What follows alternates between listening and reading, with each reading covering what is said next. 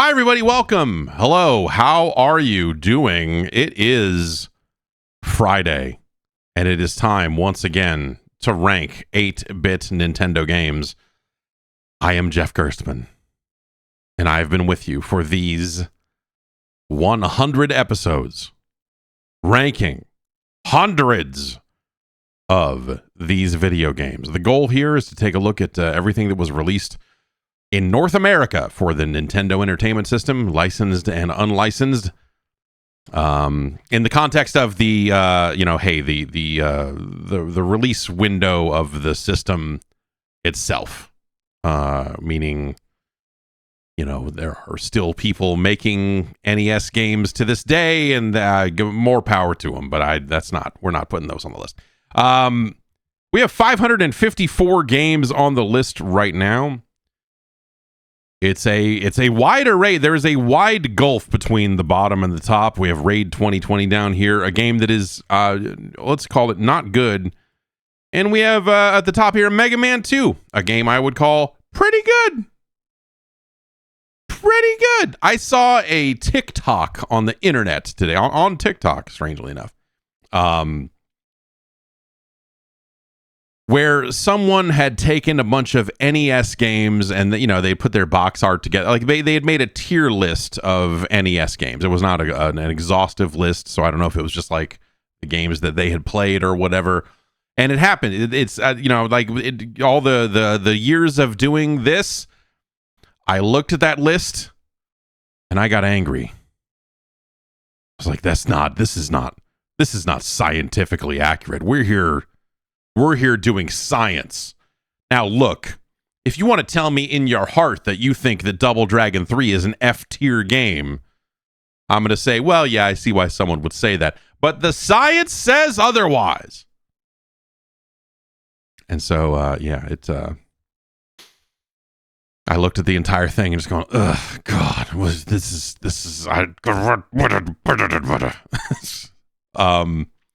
if you want to influence the list, you can. If you want to support this madness, there are ways. You can head over to patreon.com/Jeff Gerstmann.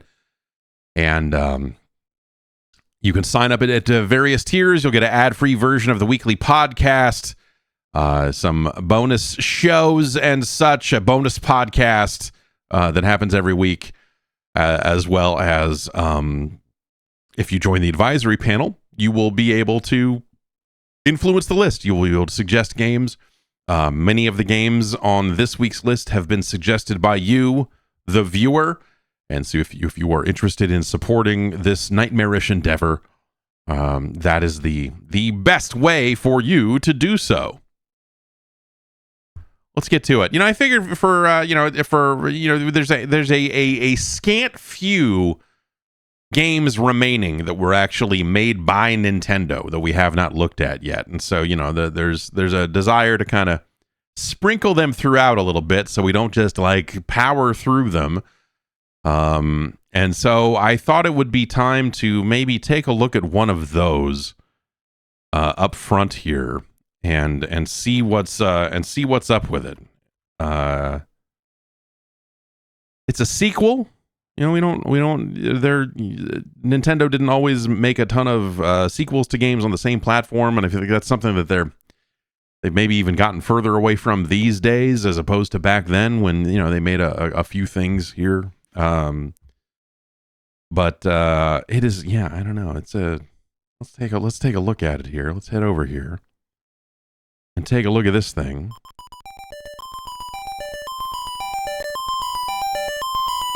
It is Zelda II, The Adventure of Link. The sequel to The Legend of Zelda.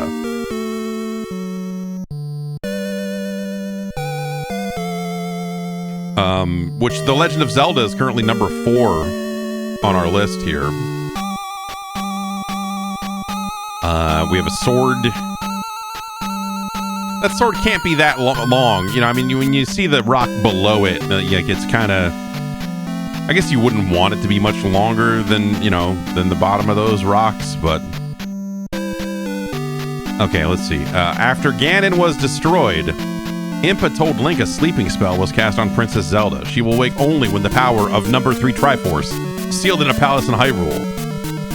To break the seal, crystals must be placed in statues in 6 well-guarded palaces. Link set out on his most adventuresome quest yet. Number 3 Triforce. Not a great boilerplate little story bit there, I guess. But let's see. All right. It's well, I mean, his name is Link. His name is Link. Is this like the first test? They're like, hey, do you know what the guy's name? Register unit. The guy's name is Link. Okay. This is already ridiculous. Look at this. Look at me running and jumping. Look at me running and jumping.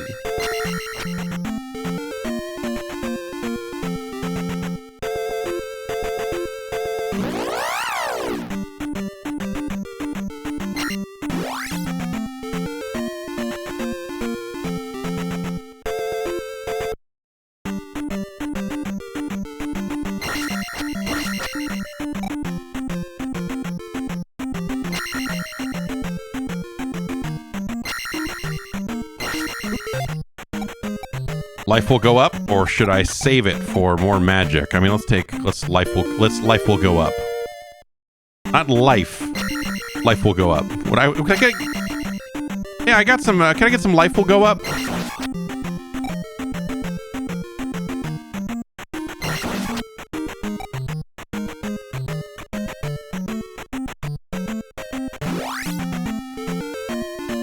Y'all got any of that life will go up juice?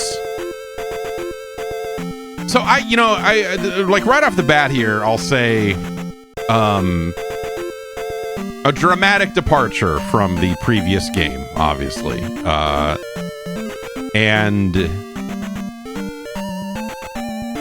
I think that this little Link here walking on this road looks like trash. I think this little sprite here, this little dude here, I think it looks terrible. Walking around out here.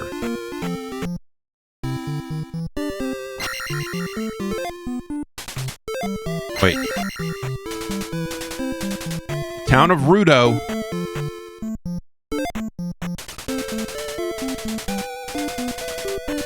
I will come inside. Wait, wait. That's the wrong button. I'm coming really soon.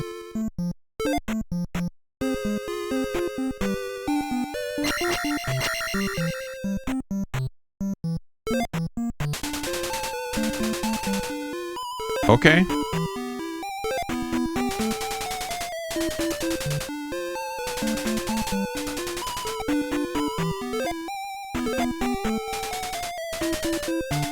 Sorry. I know nothing.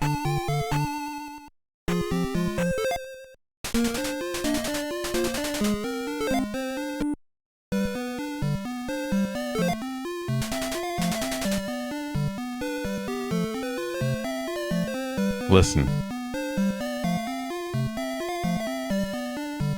If you've got a problem with the Zelda 2, The Adventure of Link, then I've got a problem with you.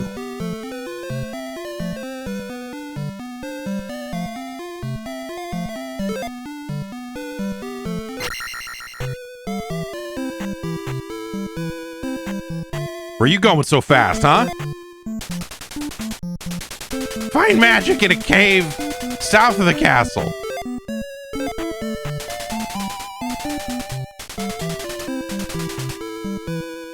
Goria of Tantari stole our trophy. I hate when that happens. What's up?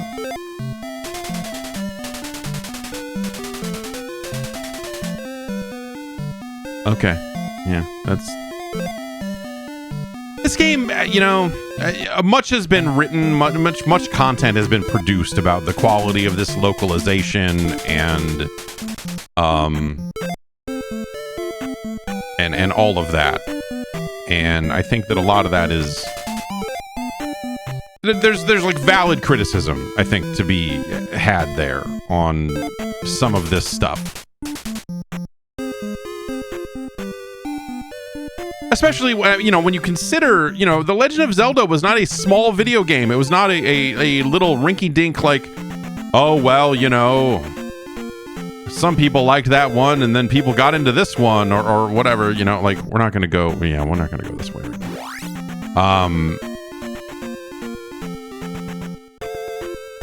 Yeah, the dialogue in this game does not obscure its information all that much. Like, there are maybe a couple of things that could be clearer that would help, right? But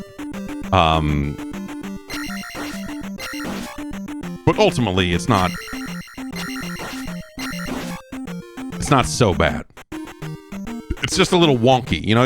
I think I more come to it as just like, man, at the time this was a very big deal that this game was coming out, and it's weird that they didn't, you know, that no one thought to maybe spend a little time cleaning that up.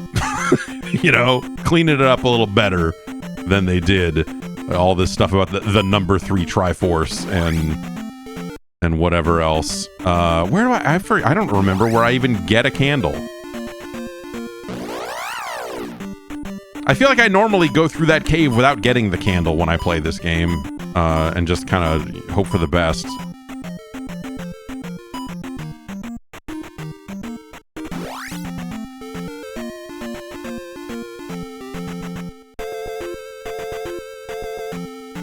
Ah, there. That's got to be it. There's another town down here that we didn't go to. Right.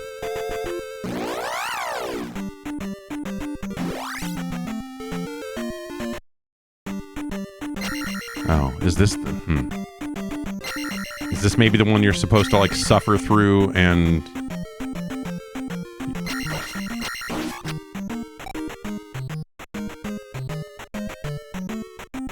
Or is this the pathway to the palace? Yeah.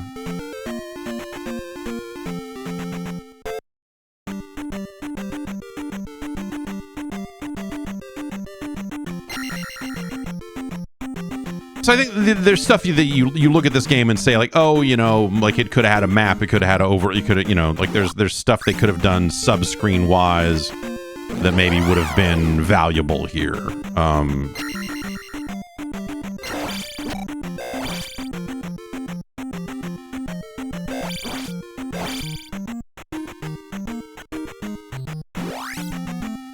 This guy stole my stuff.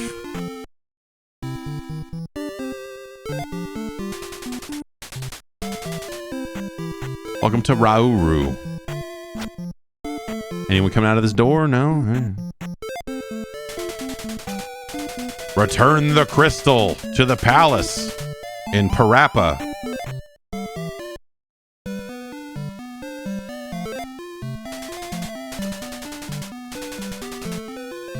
This is just good. This game has good life advice.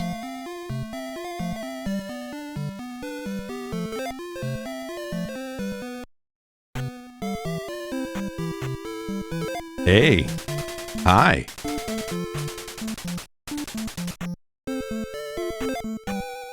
It's pretty much this game and Golgo 13. You know, are the games that are great for teaching you about how to live and Link fucks.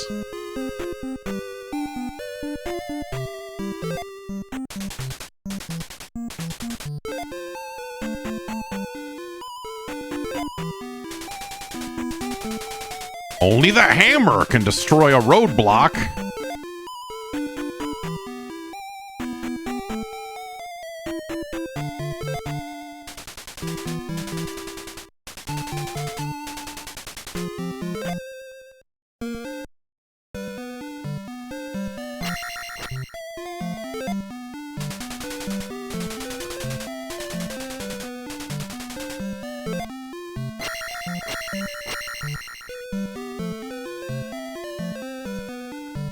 You're just hanging out down here? It's cool. In Parappa Desert, use this magic to survive.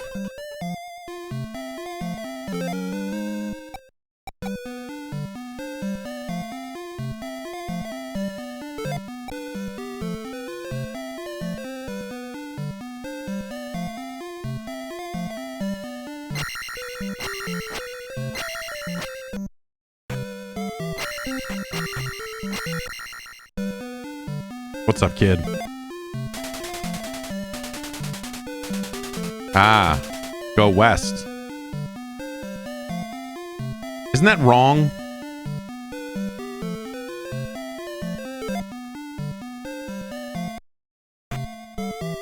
Isn't it not west?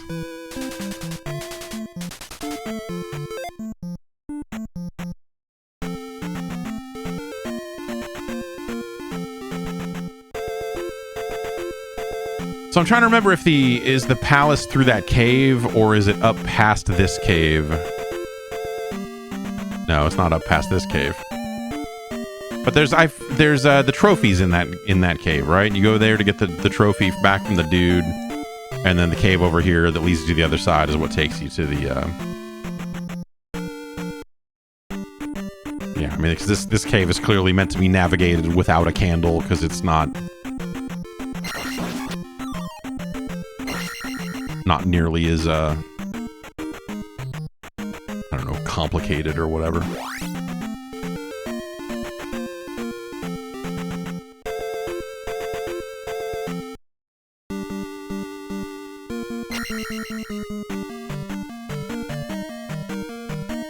This game feels really good. I think the movement and stuff, like obviously, you know, we don't have the full move set. You eventually get a downward sword and an upward sword move.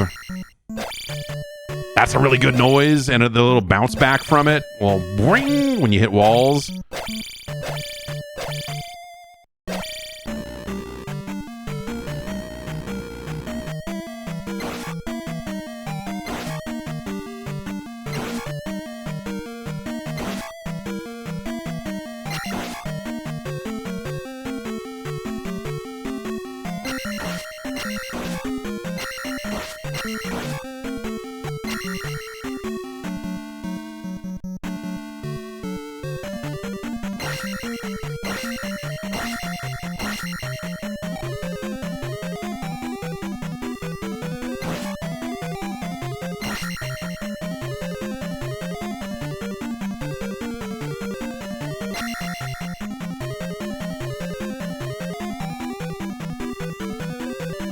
Be careful, bot jumps. That's not bot though. Bot is the red one, right?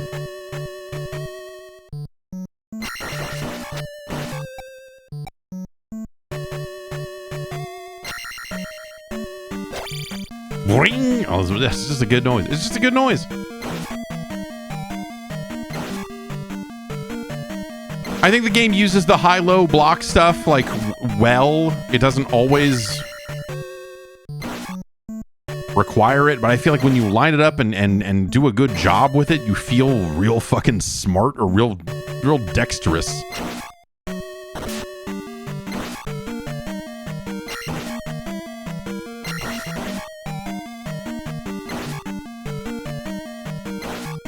Bouncing skull guys drain your magic, right?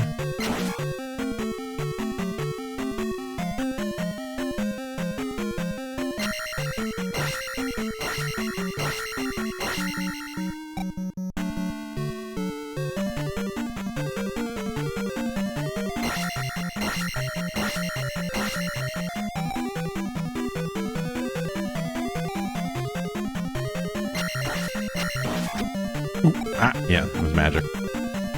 Magic will go up, but let's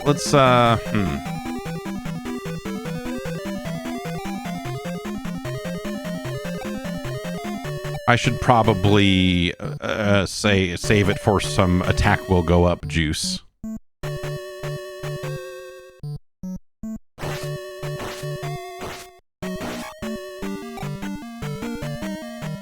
Okay, so there was an elevator back there that we didn't... Oh, hello.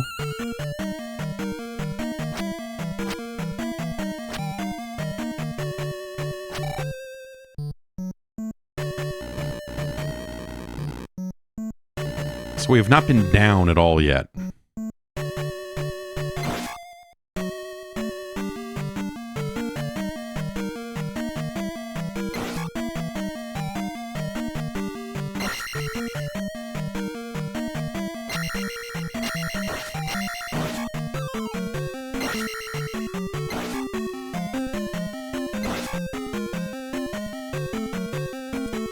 I think they could have been maybe slightly friendlier about the experience and how it is doled out, with a lot of enemies kind of not giving you any. Like, it feels like maybe it could be better about that. Life will go up.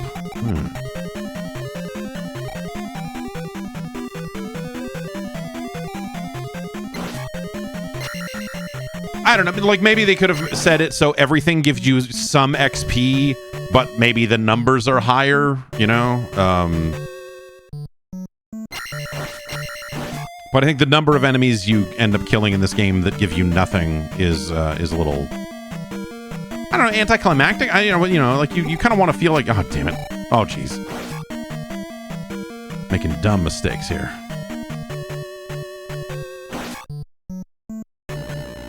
All right, are we going down here, or am I going back to the other one and going that way?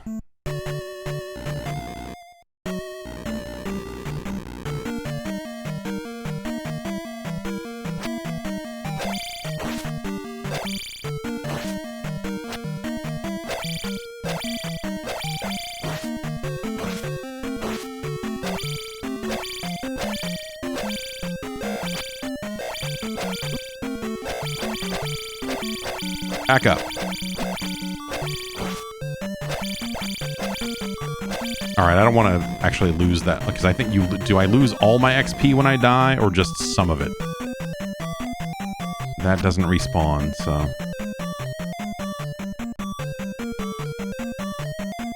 maybe we'll take the other route first. Do I only lose the XP if I, like, have to continue, if I lose all my lives? It's weird stuff, in the, you know, like stuff that the first game kind of deliberately got away from. Well, you know, just in terms of how games were, you know, like Zelda's an RPG. It's not. Ah!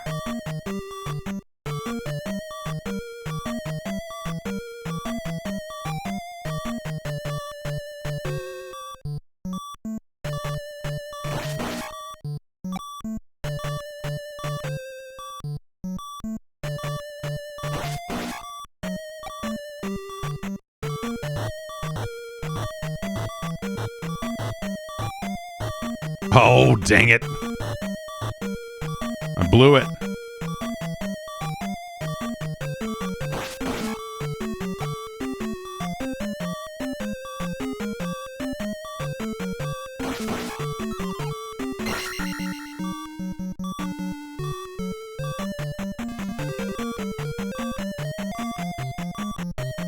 Oh, great.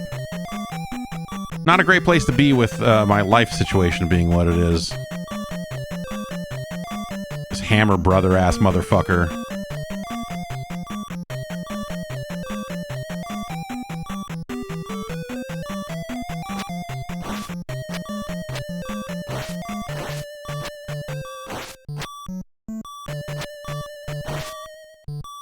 Oh, that little weave in the air. That little weave in the air, man. It's devious. Okay, at least we didn't lose. At least we didn't lose our stuff.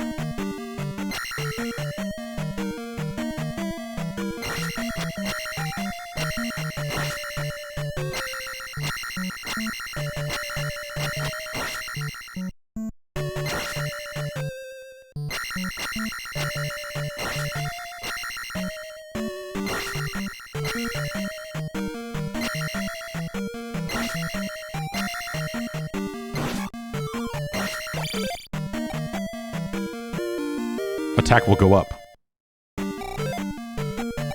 And now how about magic will go up?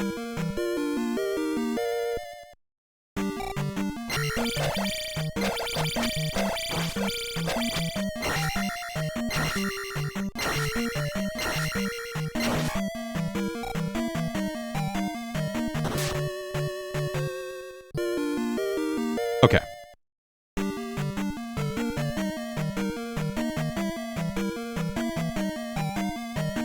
I think, yeah, the reconfiguration of The Legend of Zelda as like a side-scrolling action platformer is really fucking crazy.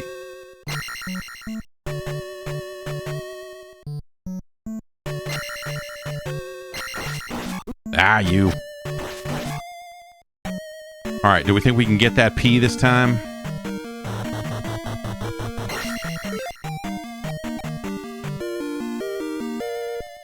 Keep moving, man.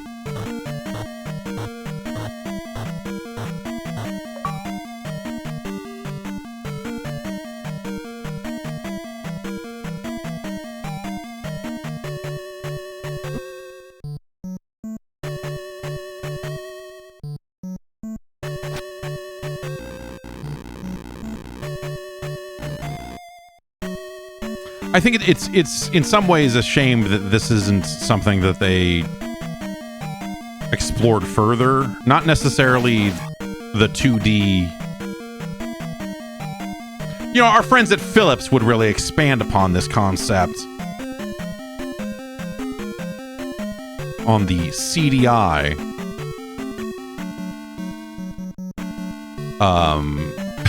But you know, I could have gone for more of this.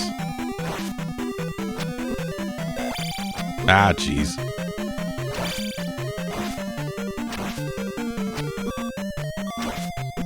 Yeah, I'm getting careless here.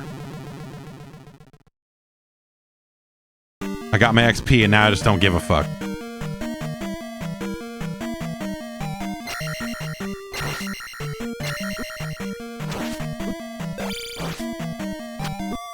What if I used this? Is this... How do I... Oh, it's select while you're... That selects it and then, yeah. The reuse of the, Punch-Out style laugh. Or I guess, is this before Punch-Out? All the way back here, huh? That's fine.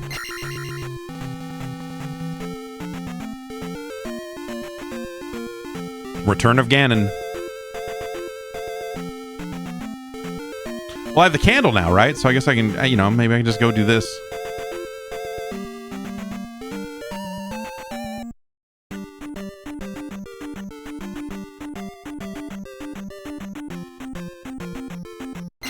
It's a good thing I can see what's being done to me. Great.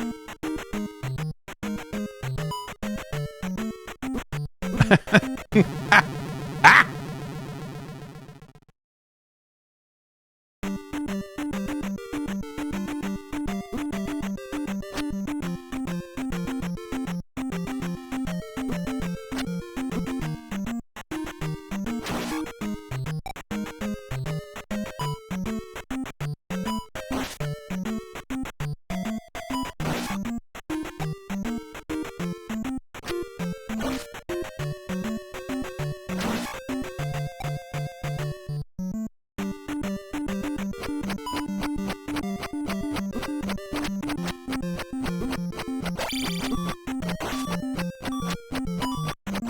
Man, yeah. This fucking guy is really sticking it to me. There's some stuff like, I don't know, the sword range feels a little short, I guess I would say. Like lining up some of your attacks, like it's very, the combat in this game is very specific. The ranges are very, I guess I would say unforgiving.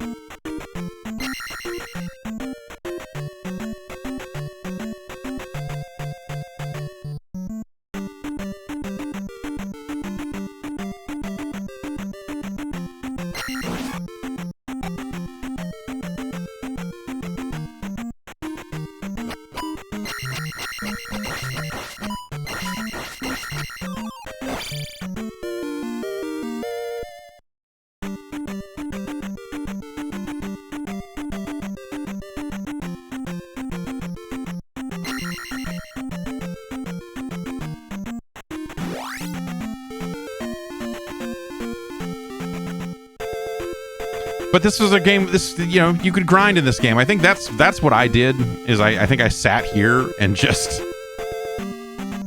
fought over and over again. Was the trophy goes here, right? But not to you. You restore my magic. Do you know anything? Oh, I see.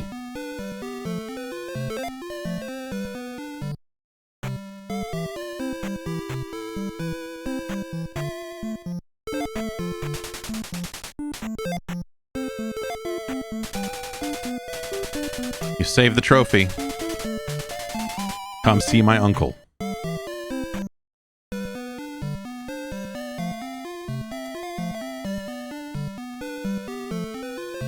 Gonna hook up with this lady's uncle. Oh.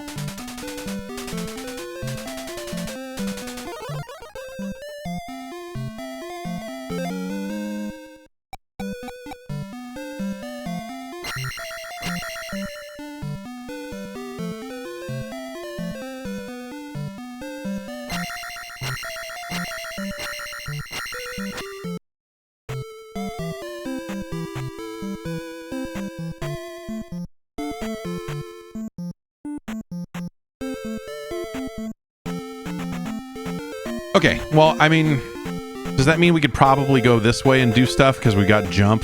There's like a high, between the candle and the jump, there's like a high ledge in that cave, right? If I remember right. But we should probably go finish this dungeon.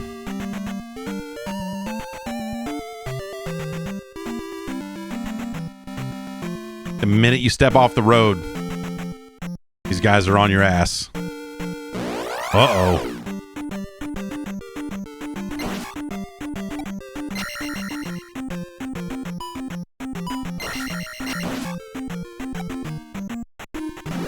And these guys, yeah, they're designed to be real dicks.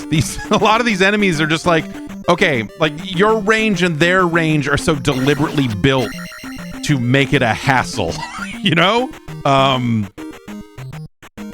Like, I kind of like that about it. Like, it just feels like this game, if nothing else, feels incredibly deliberate. At a time that, you know, a lot of games sometimes just felt like, oh, you know, happenstance.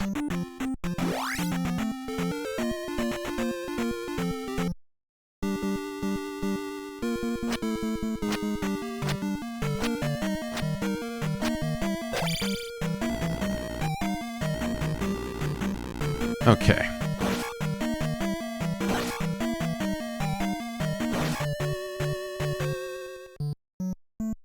It's real good music. I think throughout this game, really great music. I really like the look of it. I think it plays very well. The design of a lot of these levels, I think, are really good. I think it's something that this game might have benefited from some more kind of direct map making technology.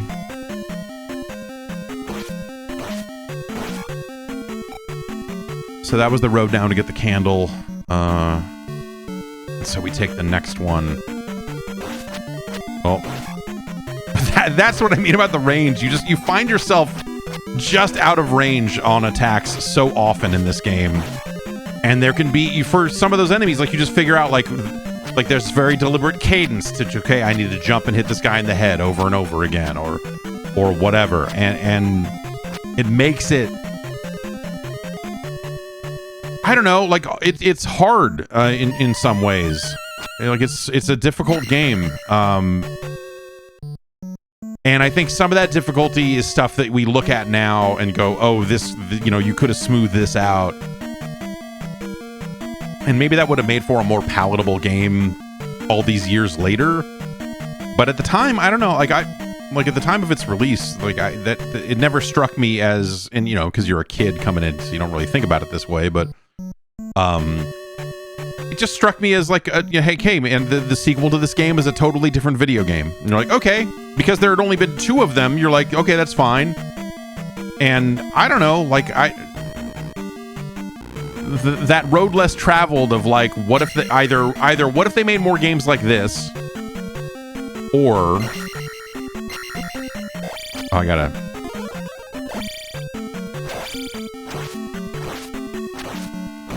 there. Or what if all these games were different? You know? What if they'd never settled into a real formula for The Legend of Zelda?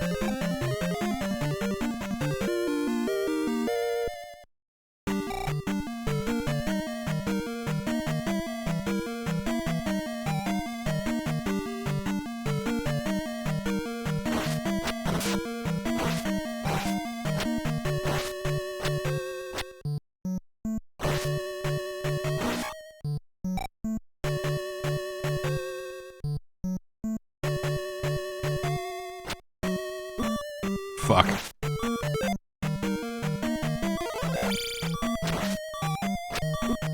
I need to time that better or be better at video games. I need to be better at, ultimately, I need to be better at video games. Return of Ganon.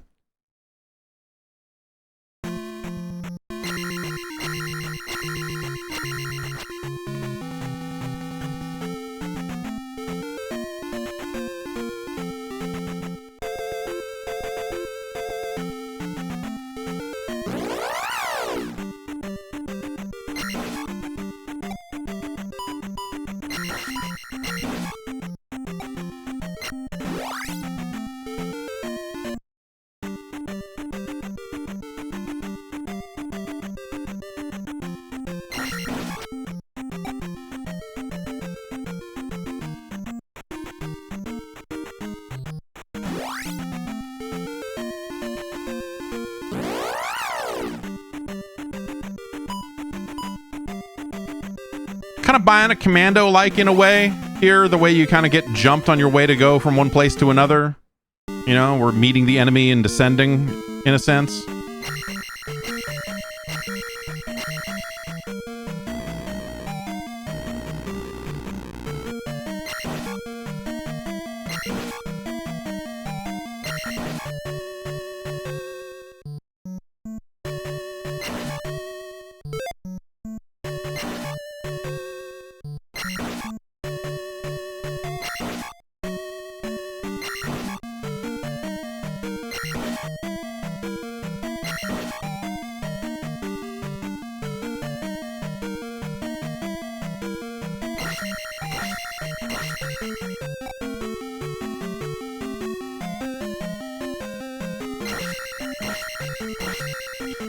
But I guess what I would say is, you know, for a lot of the way this game gets discussed all these years later, at no point when this game was new did I ever think, like, I can't believe that it's not, you know, I can't believe they didn't make another game like the one that I, you know, like, it was not a negative thing. Like, this game was fucking awesome. It was worth the wait, whatever you want to call it. Like, this game was fucking incredible.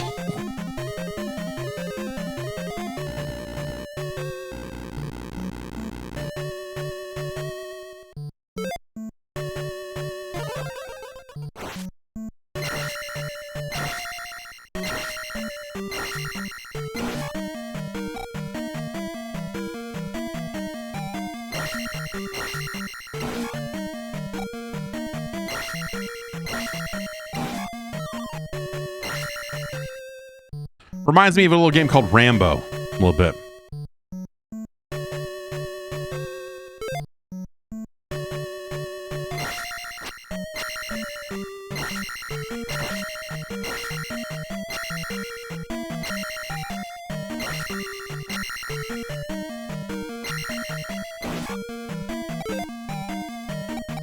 Life will go up. That sounds like something I could use right about now. Okay. Let's,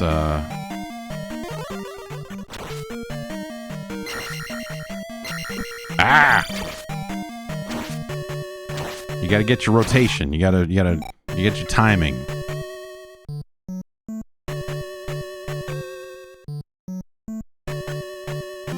Right. Horseman.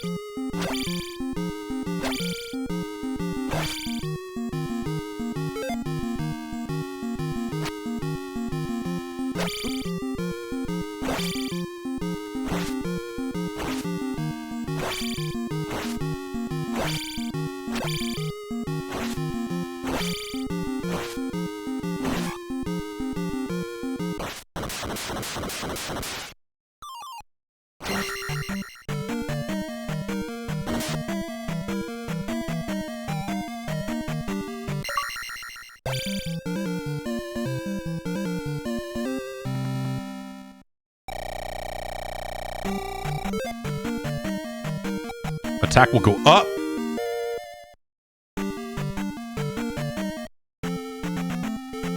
Okay. And I feel like some of these are bummers. Like, you know, like every one of these areas, when you get jumped, every one of these areas should be an opportunity for you to get XP. Like, without fail. And so having ones like this where it's just like, it's like, you know, oh, tumbleweeds or rocks or whatever these are supposed to be, just... Right, the bubbles. I was like, I forget what's this way. What is this way? Weird bubble zone.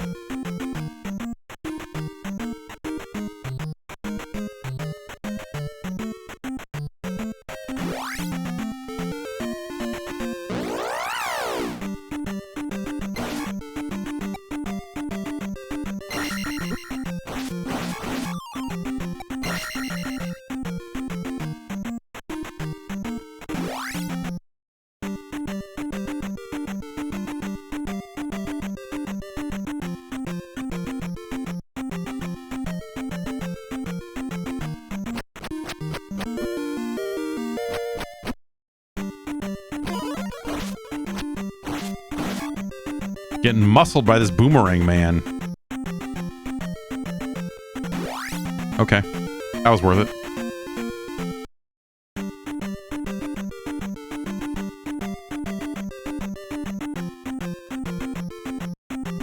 You know, the game could signpost something like this a little better and be like, hey, there's going to be an action sequence in the middle of this, like, because it just looks like road, right?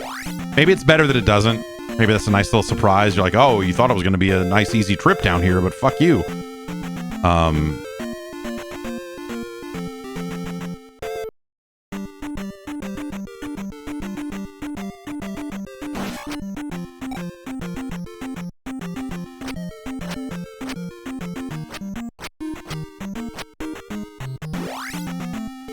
Okay. So let's see. We don't have any business. We don't need to go back to that town or anything. We went to that cave up here. So I think this is largely the... Well... There's like another thing down here, right? Is there... Yeah.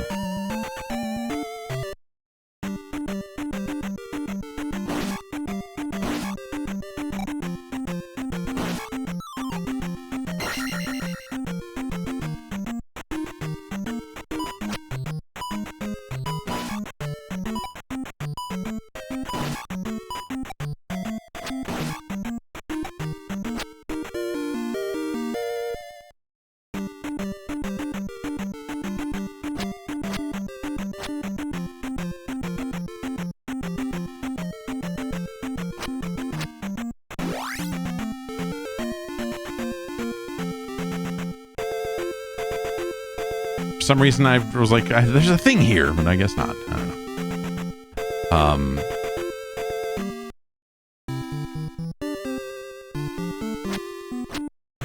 Hi. No time for talk.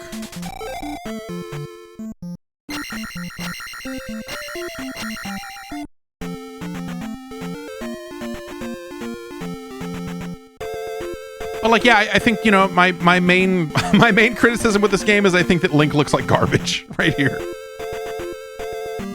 Like, when you think about from the previous game, from this perspective, like, I think if they had just taken that sprite and put it in, but maybe they need to indicate, like, yo, you don't use your sword here. And if you were showing the Link from the first game, you would think that it would be a place for you to do stuff. But this, yeah, it looks like a dainty little doll.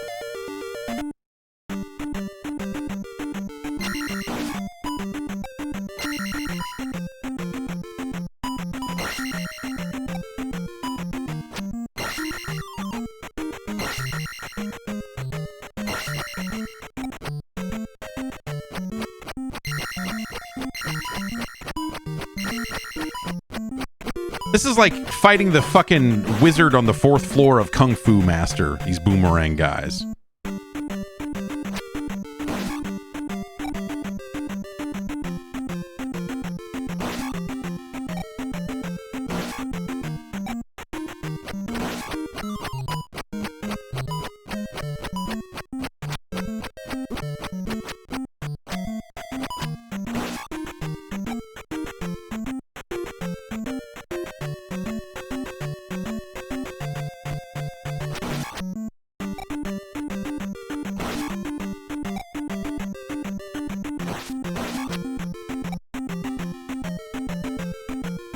Yeah, this is what I was talking about.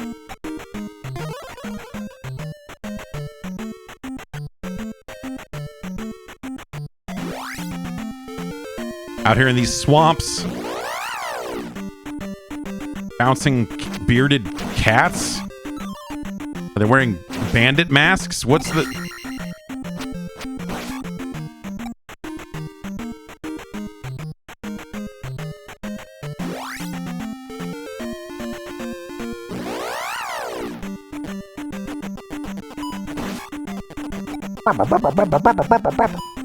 Some nice swamp noise.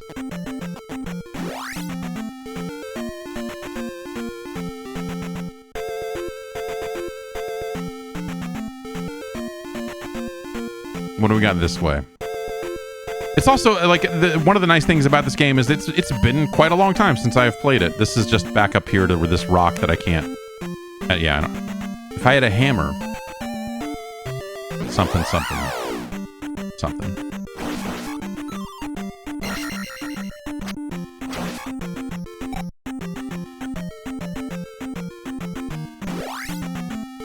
What y'all got over here?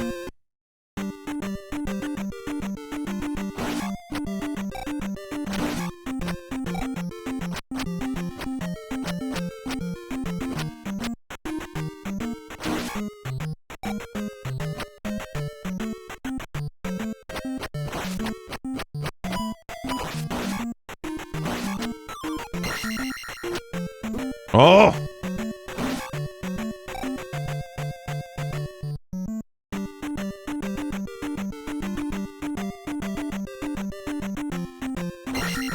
Not really useful in the context of I need 700 points to level up and I'm at half health and who knows how many lives I have. How many lives do I have? Okay, I got a couple. All right, that'll probably still come into play. A useful 50. This looks like a place you'd put some stuff.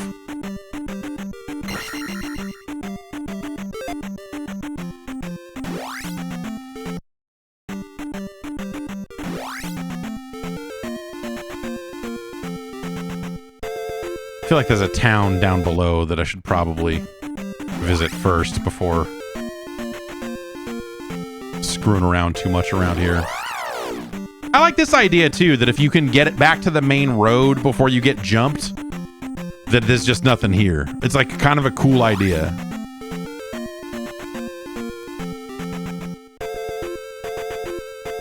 I have to walk across the bridge as a sequence, right? That's not a... This is like a thing, yeah. Bubble... The bubble... Oh, no. Worse. Murder... Fish skulls.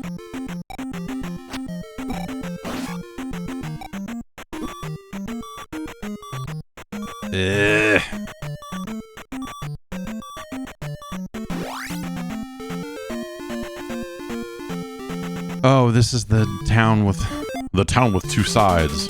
Water town of Saria. Eyes of Ganon are everywhere. Be careful. Well, I sure hope no one tries to kill me in here.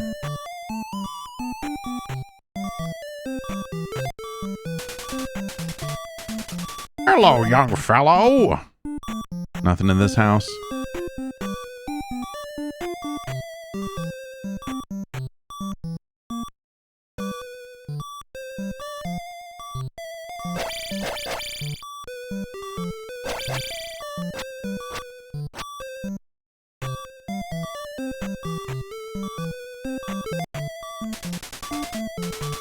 In Medora Swamp, find a handy glove.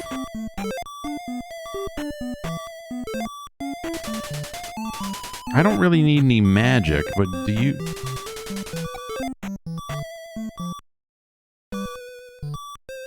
Hi.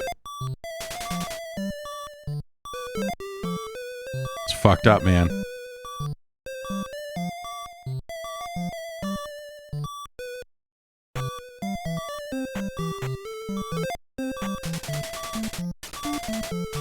Please help me. You hear the beeping?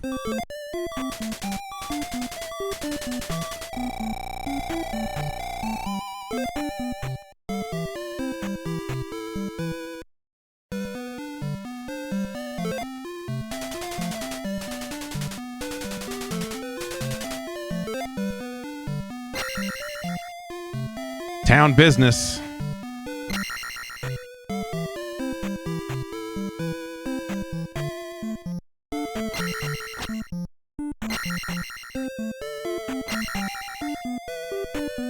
So what I gotta steal the skin of a villager? I gotta peel their skin off and wear it? Is that... Do you know what I need to do? You walked out of a house. You lost your mirror. Okay. Maybe if I find your mirror, you figure out a way for me to cross the bridge? Is that what we do? Boy, I forget. Okay. Hi.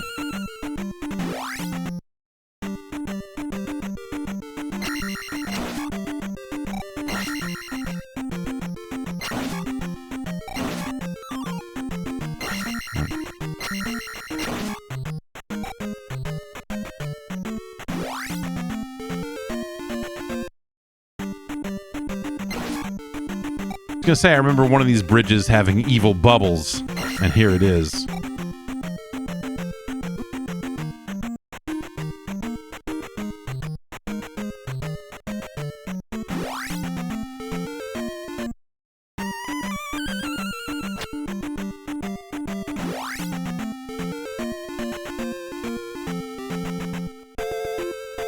Okay, so that's not that big of a deal. I can dodge that bridge by going just through the forest, I guess, so...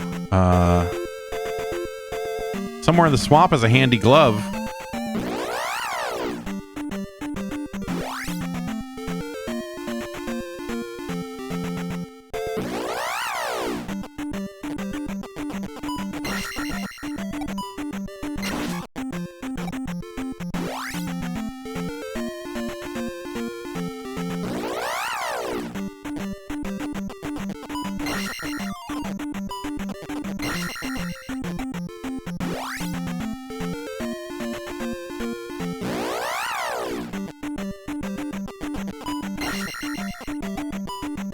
Oh, you got too dumb. I got too dumb there.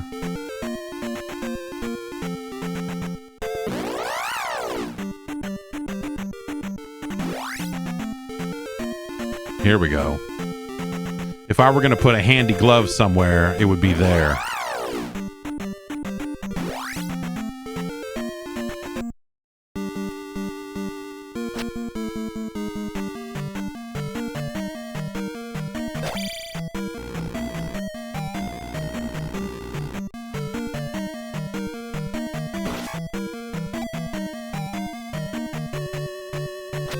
Oh. You gotta kind of be, you gotta...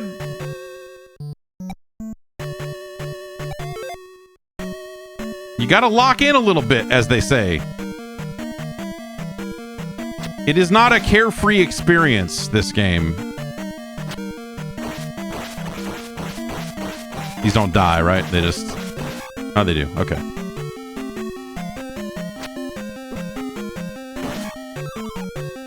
Ugh. Alright, we don't have a key, so...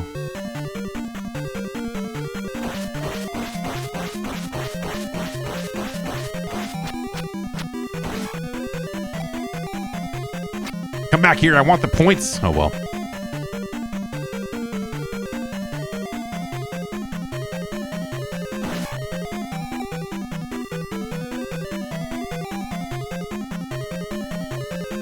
Well, this is fucked up.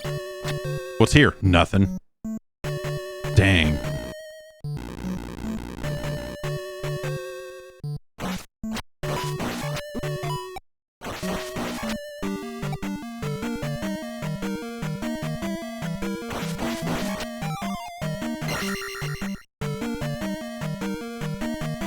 Come on down. Try it.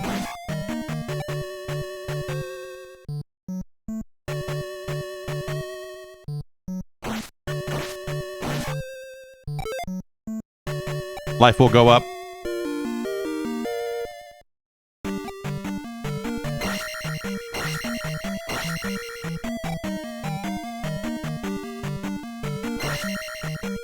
All right, let's take this back up and go to the left and try that door up there.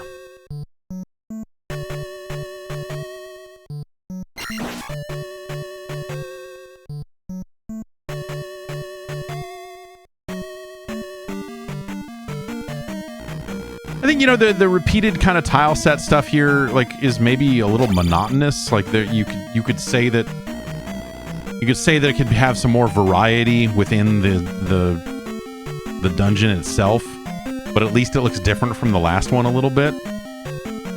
You know, just art-wise.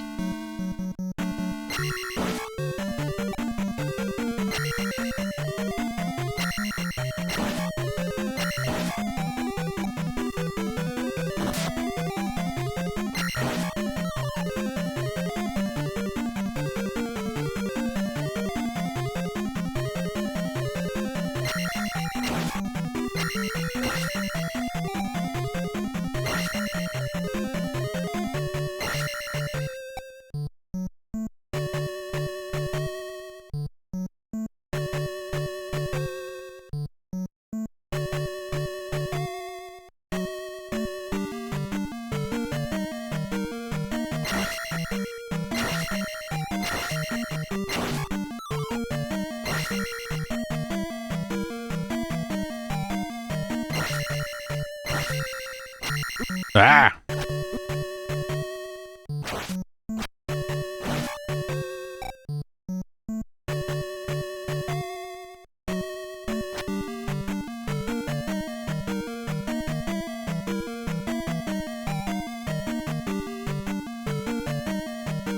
Okay. Now we're all the way over in this other area. Let's keep going left. I don't know.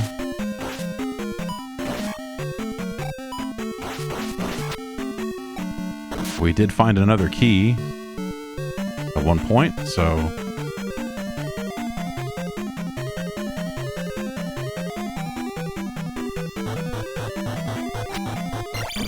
I don't know!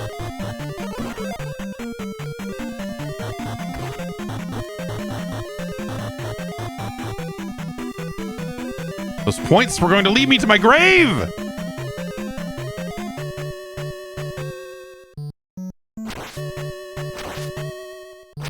Oh. No, I gotta...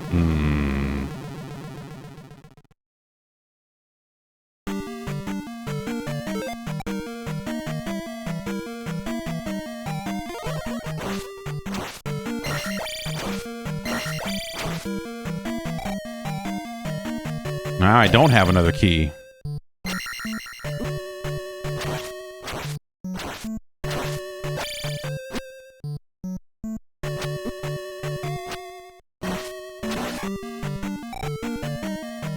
Okay. Oh, double jumping on me. You, come here. Die. What if I just sat here and just did this? You know? What if I just sat here and did this? Right? Right? This is video gaming.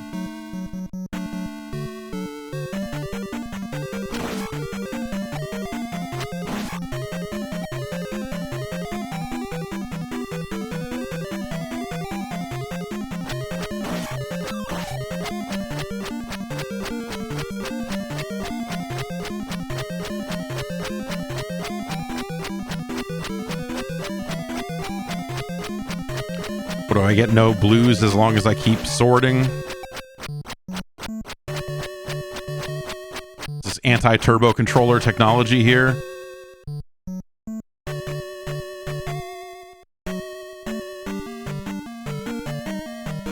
I'm not going to sit here and do this to get 700 points. I'm just not.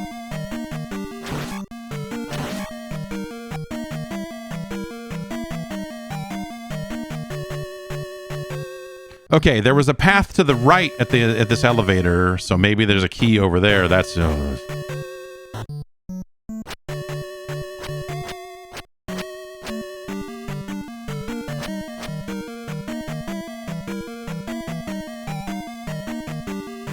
Oh, and there's a down. Oh.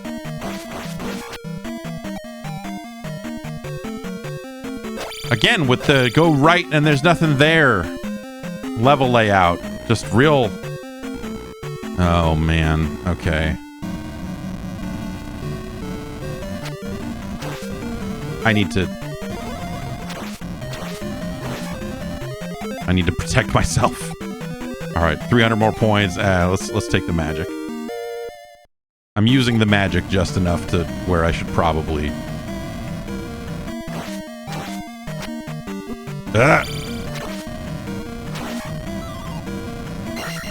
Great. I was wondering when these guys were going to start shooting at me. Boy, this is a real okay, so I need the hammer.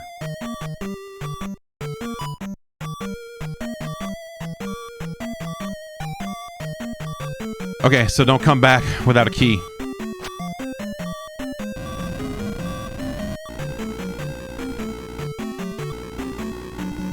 Because I need a key to go over there and get that hammer, and then I can go to the right.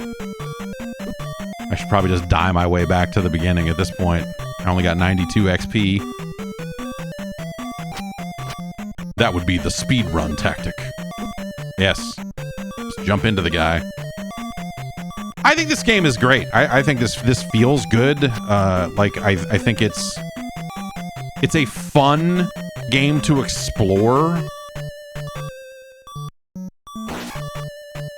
It has there is some bullshit in here. I think some of these types of areas of like, oh well, yeah, you have number of lives and you can just get knocked into the friggin'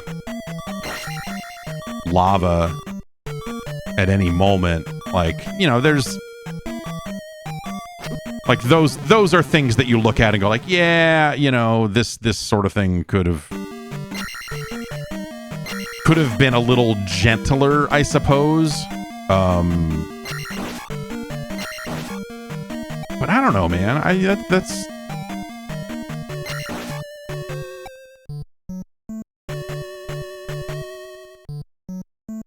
I thought the end of this game was really mind-blowing. Okay, so this is the beginning, right? This is the... yeah. Okay, and so there's nothing to the right, and so that's why we need to go down. And we went left last time, and that's where we got a key, but we have not been to the right. If the rest of this level has been any indication, there's not going to be anything over here. See? See? Oh, now I have to go right. Unless there's something over here. No.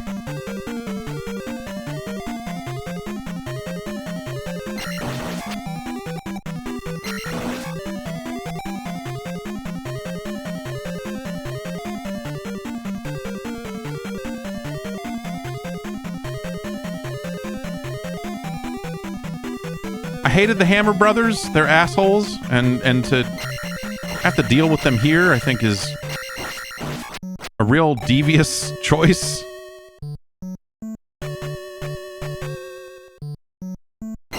There's that key we were looking for.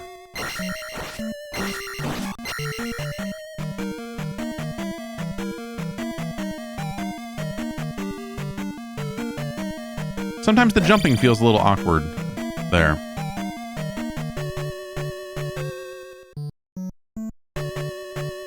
There's a lot of you fuckers over here, huh? All right. I'll see you later. I mean, I guess I won't.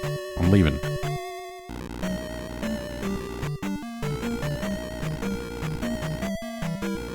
And so this is outside, so that means we want to go here.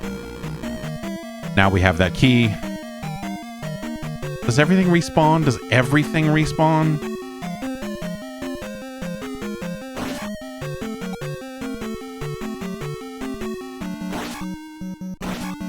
Ah, you came on screen when I was higher and that... oh, jeez.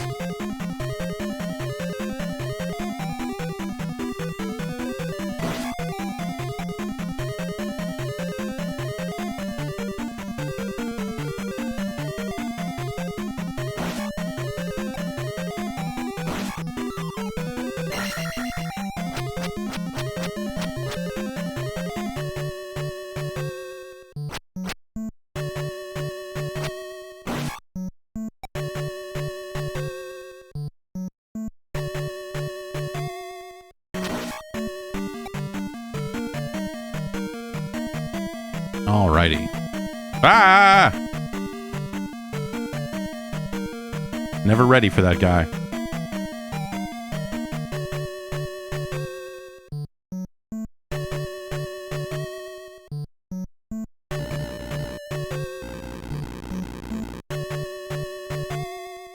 This is... It was this one, right? Because the other way, like, yeah, the other area, it forces you to go. Yeah, there's where the blocks fall. Oh no, that's a bad... I feel like that's a bad roll or something.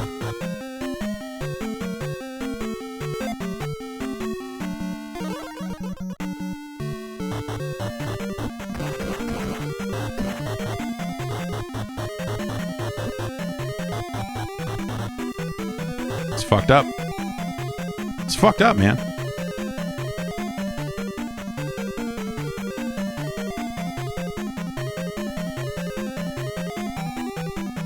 But at least everyone was dead. I got a handy glove. That just means I can use my sword to break the blocks, right? I think that's what that does.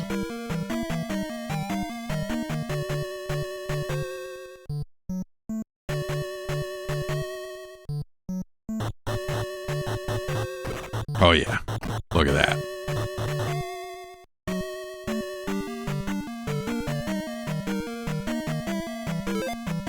No lives left, let's go.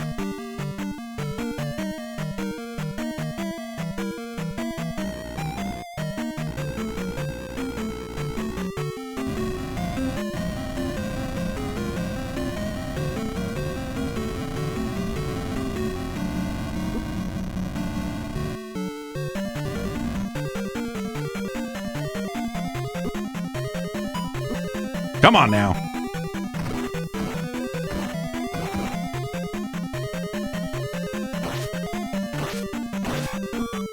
It's a bad situation to be in right here.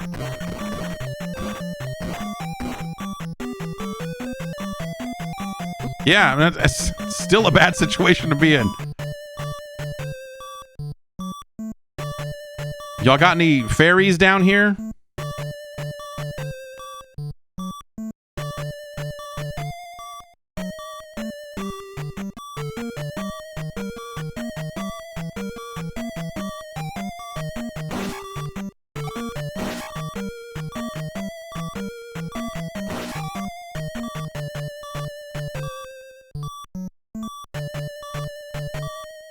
No, just this guy. I can't block that, huh? Or I didn't block it. Return of Ganon.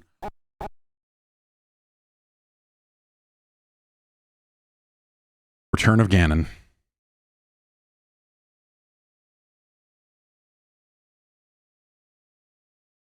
And we'll take one more. Oh man, all the way back here, huh? Yeah, that's right. That's right. This game is fuck you.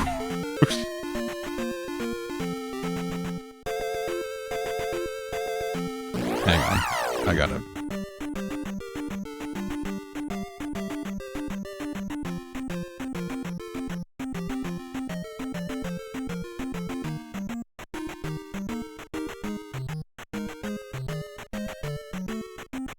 Okay.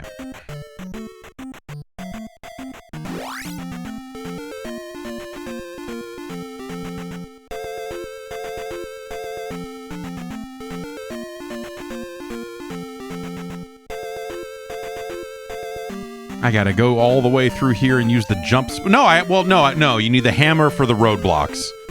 So the glove is for the stuff in the dungeons, but it's not gonna help me with these big boulders out here.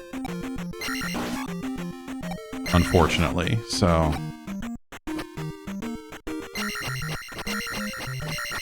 The number of guys that are immune to your, like, sword blast thing is really also kind of dumb, I guess I would say.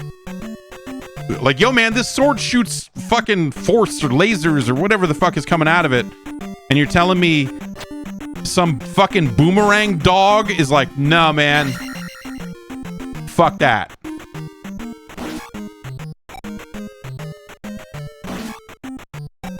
You telling me boomerang dog here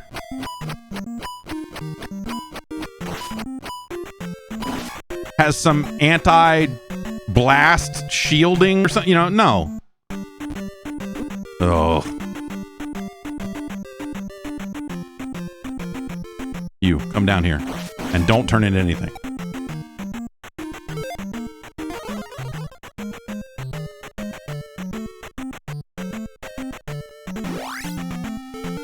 Wait, what's this?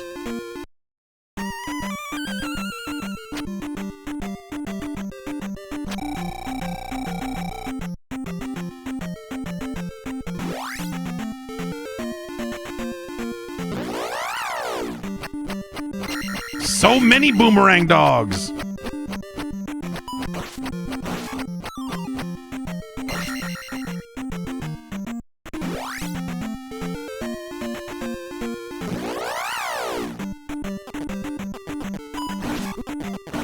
I was like, I forget what the hard version of the swamp is. Oh, right. Asshole birds.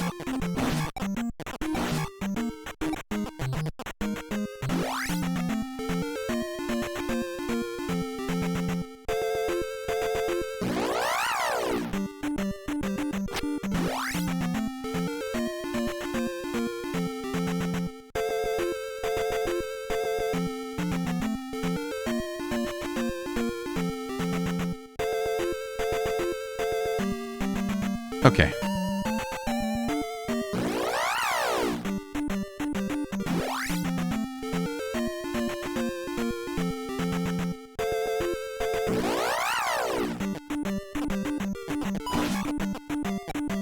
Oh.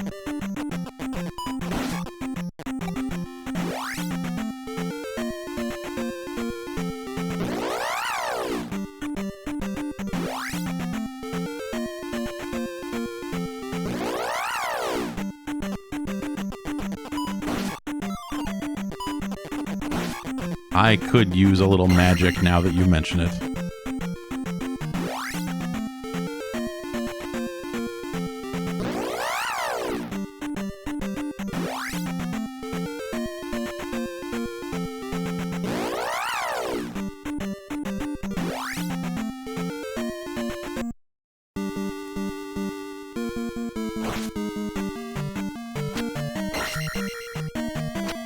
Sure, why not?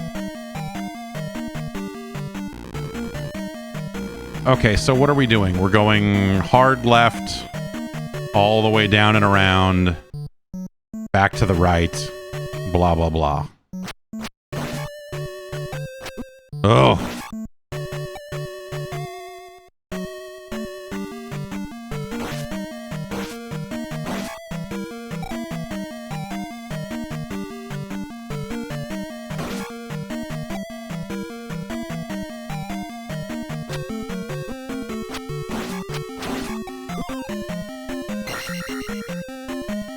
Yeah, all right.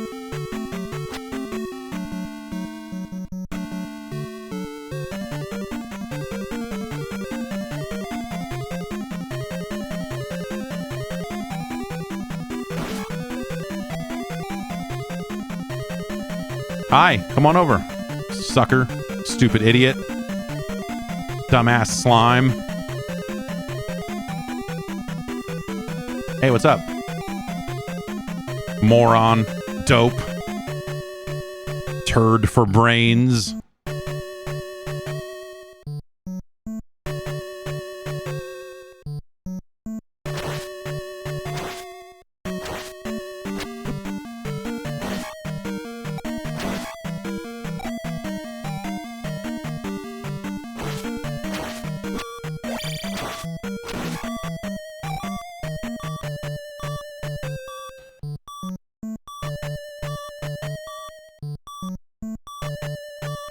If only I could prove to the townsfolk that I was part of their town, they would let me use their bridge, and I bet there's a spell or something over there that would be handy in a situation like this. Fuck. Oh, he's going. He's dumping on me. I got dumped on.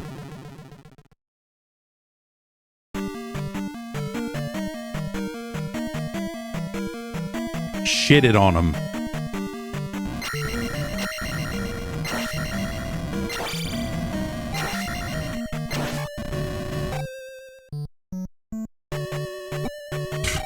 Great.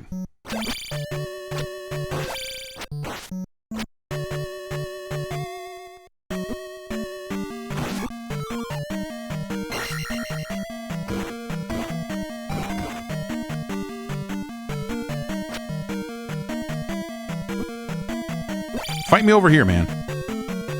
Oh, don't fight me over here.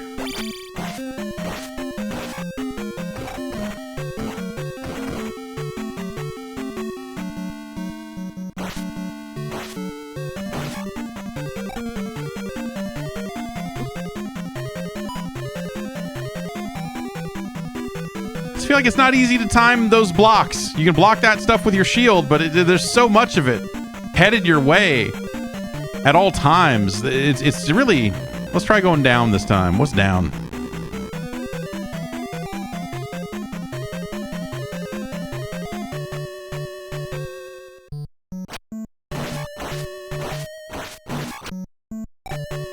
I can break these now. Do they ever hide stuff in here? Like that would be a good place to put blocks like that. Oh, well, okay. Got cute. Okay, I'm not beyond it.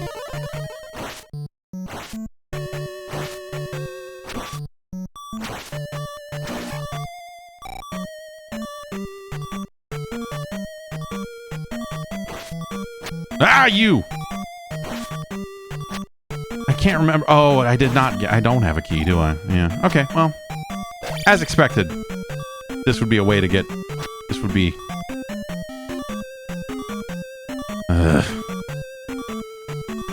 Look at these guys. Look at these idiots. Ah! Friggin' absolute dopes. What's the right way to do this? The right way to do this is to... Oh, the right way to do this is to die. The right way to do this is to not cast jump and then just die.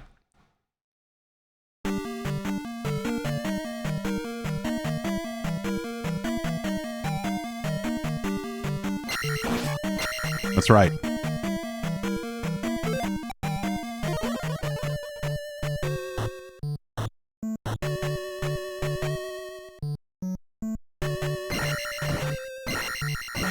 What if there was secrets, man? No.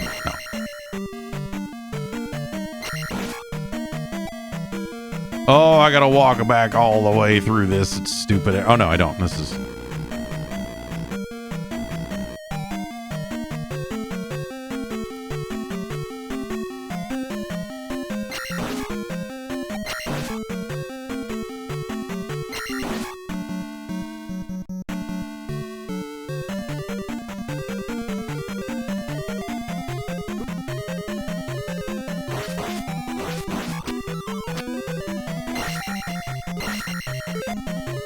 Attack will go up. I could use that. I would like attack to be up.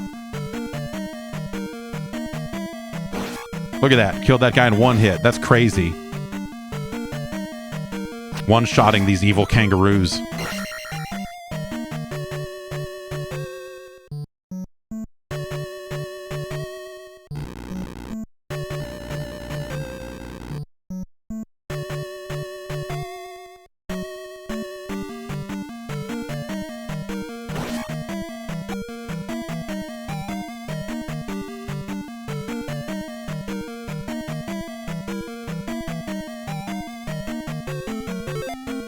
I don't have enough lives left to fuck around with this right now. I want to try and be done with this dungeon.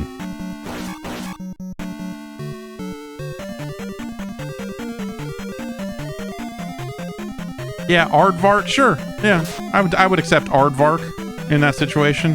They always kind of had a hop to them, so I always associated them with kangaroos. And just the general Australian vibe of the boomerang dogs and the hopping kangaroos and stuff. I mean, it's why no other games in the franchise are like this, just because this is the only one set in Australia. Oh, you fuckhead.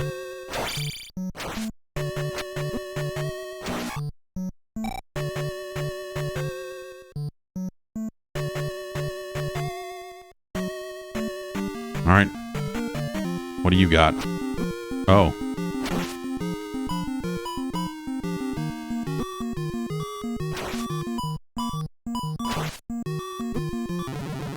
Okay, well, Return of Ganon, I guess. All right, that's probably enough of that for today.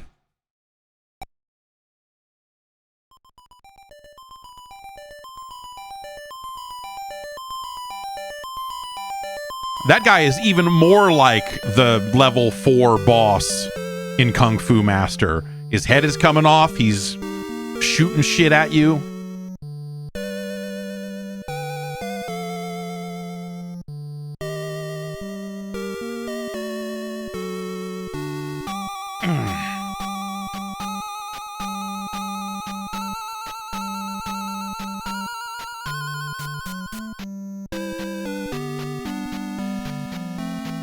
They're not dogs. This is you're showing me American manual art. That's just fan art as far as I'm concerned. That's not. You're gonna tell me that the boomerang dogs are not boomerang dogs. Not after all these years. That's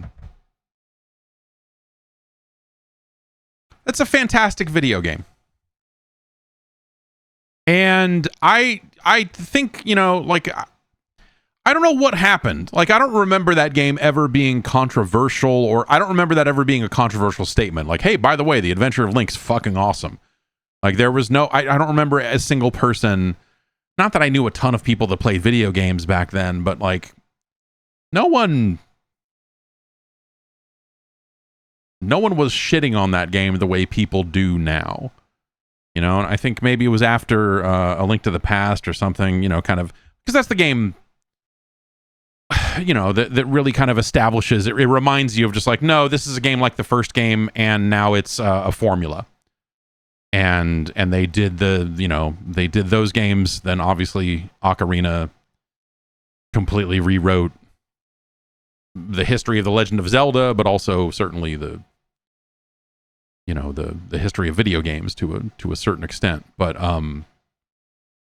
this is one of those games that I think in the years since it's released, like, started getting a bad rap at some point. I don't know what it is. If people just like, you know, in the 90s, you know, at some point on the internet specifically, it felt like people just naturally shit on this game. I don't know. Was there some popular video of someone being an asshole about it, or what? Like, it was a difficult game, but not so, I don't know, like not criminally so. It's a harder game than a lot of the other games that were out at the time, but like, I don't know that there's a, you know, I don't think there's anything specifically kind of unfair about it. Like, you bash your head against it long enough, you figure it all out, and, you know, like, this was a finish. I finished this game as a child.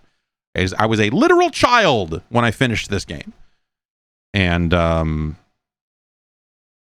so it can really only be so hard, you know.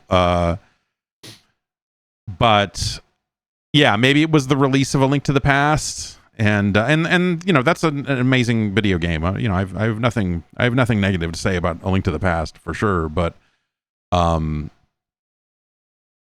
we never really saw a game quite like this in the Zelda franchise, obviously.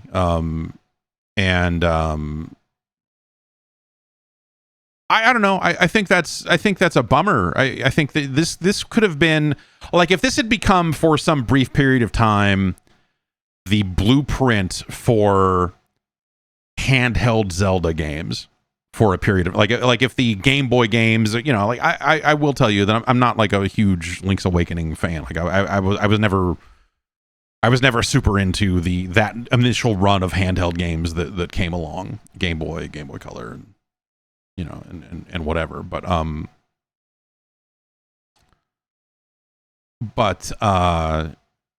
you know, if this had been established as like an alternate little path for Zelda, and like, oh, we're gonna make some you know, some handheld games that are more like that are more side-scrollery or what have you, like that could have been an interesting path for them to have taken, you know,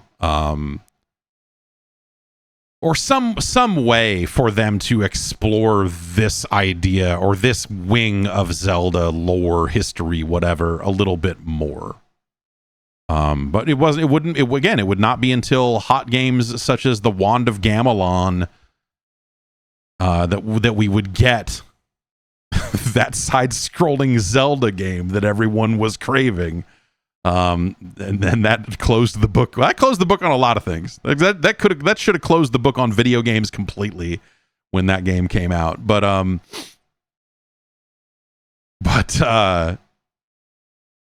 this, I think The Adventure of Link is an incredible game. It has some bumps along the way. And some of those are just like, hey, man, it's a more difficult game than the average video game was then. And that,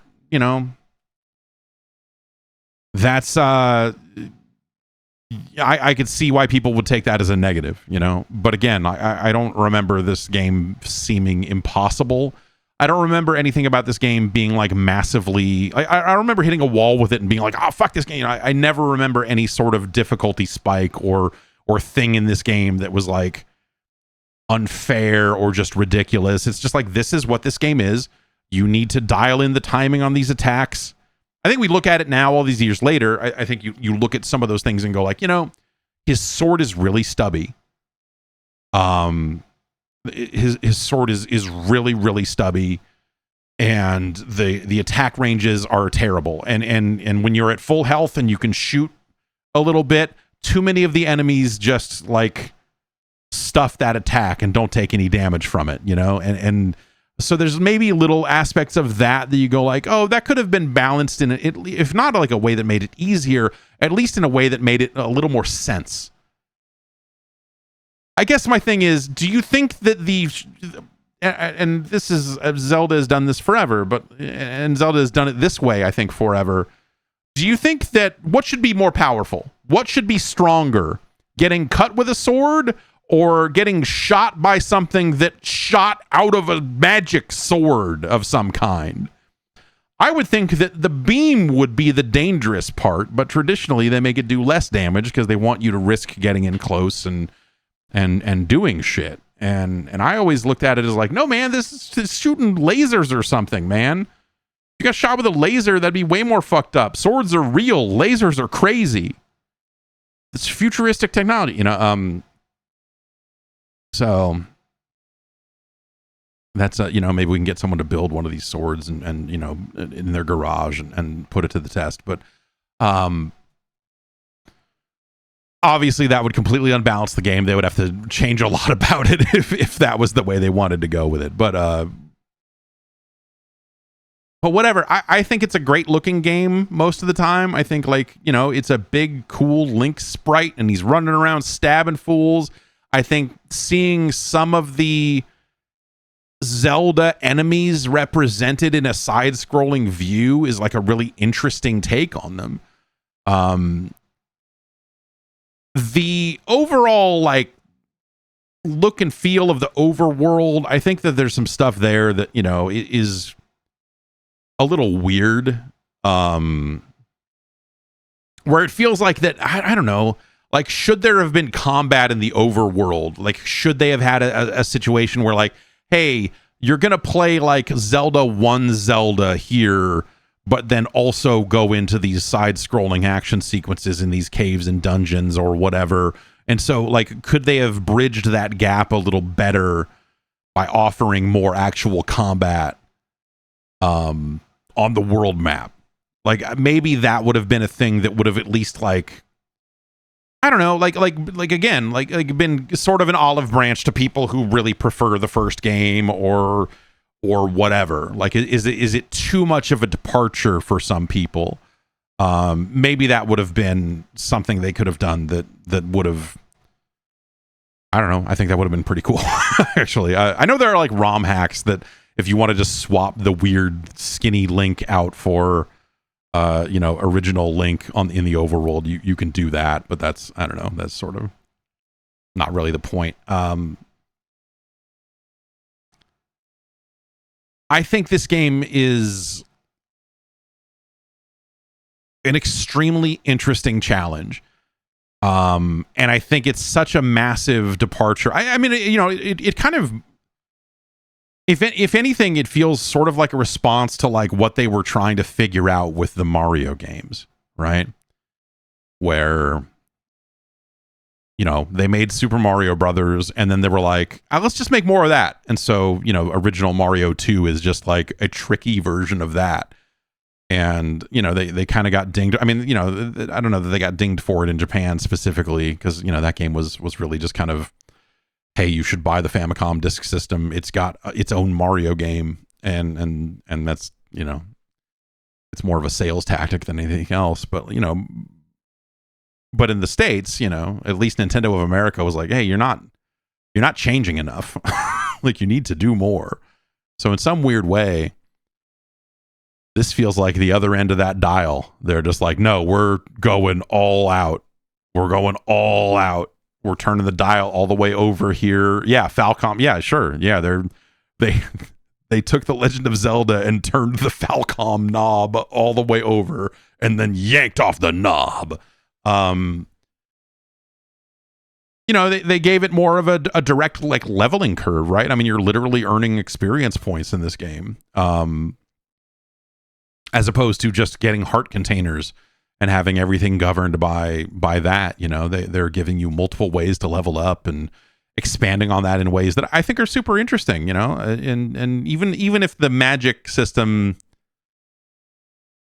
even if the magic system, I think, you know, you get to a point when you're really dialed in that game, you kind of don't need any of that shit, you know, except for in situations where you're like, oh, I need it to jump, I need it to make this gap, I need to do this, you know, whatever. But it's a great game. I really, I feel like it's kind of a landmark moment, and this is a game that I feel like doesn't get its due anymore. And I don't know that has changed. I feel like the conversation, if anything, has become more even-handed than it used to be. But it felt like there was a good long time there that the only time this game was coming up is so that someone could shit on it. And that that never made any sense to me. That never made any sense to me. The very idea of just like, hey, yeah, the Zelda 2 is a bad, you're like, no, it's not. What are you talking about? It like that just, yeah, you know, after all these years and all these Zelda games, for that to be the thing where people go like, oh, this is the bad one. And like, no, it's certainly a different fucking game. That again, I would love to see them iterate on this game further. You know, I would have loved to have seen them take another crack at this. Like, what would that look like? Like if they had put out A Link to the Past and said, okay, we're doing another one of those.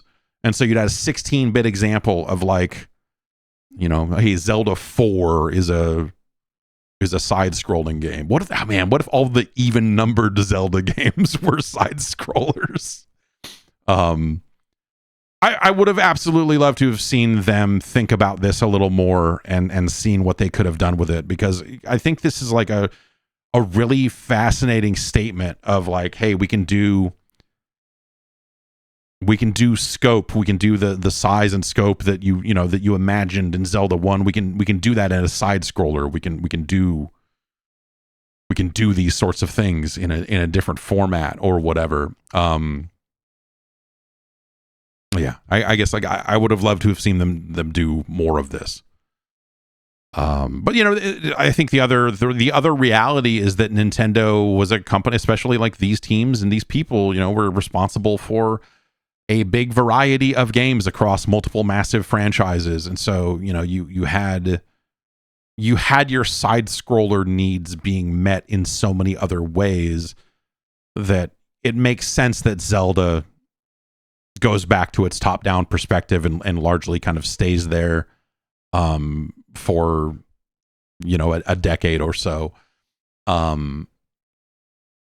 Because you've got a game like Mario World, because, you know, if we're playing portfolio manager here, you're going, dude, we've got Super Metroid. Like, you don't need to make Zelda a side scroller also. And so you don't need to do this. And if we needed another side scroller, we could convince, you know, I guess we could make another Kid Icarus, but we don't. We're good. We don't need a. So I think, from that context of just like Nintendo's overall output at that time, I do think it makes sense that they go like, okay, we tried this is cool, but we're pulling Zelda back to its roots a little bit, for a variety of reasons. But I think this game's amazing. I think it handles really well. It is a big world to explore. I think the only real knocks against it are things that, you look at and go like, okay, it's a little challenging. Also, the localization is funny. It's a good example of a funky localization. In some cases, it literally points you in the wrong direction, and that sucks. It would have been nice if they had, and again, man, you think about this game and what it represents and the franchise it represents and how big that franchise is today and everything else. It's crazy that wasn't something that they just gave another pass on and fixed. And, that the idea that was let out the door with all of that stuff in there.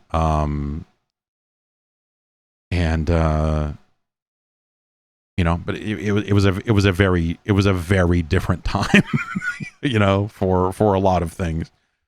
But where does that put it on our list? I mean, that's the ultimate question here. What does the science say?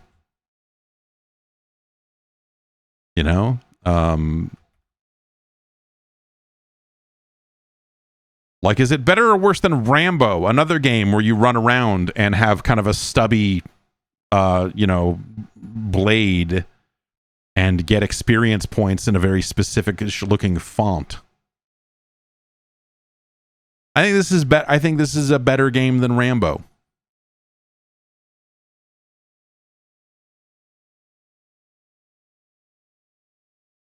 The Adventure of Link is a better game than Die Hard. It's better than Dr. Chaos. It's a better game than Dragon Warrior 2. It's certainly better than the Young Indiana Jones Chronicles. It's better than Ghosts and Goblins. It's a better game than Low G-Man, the Low Gravity Man.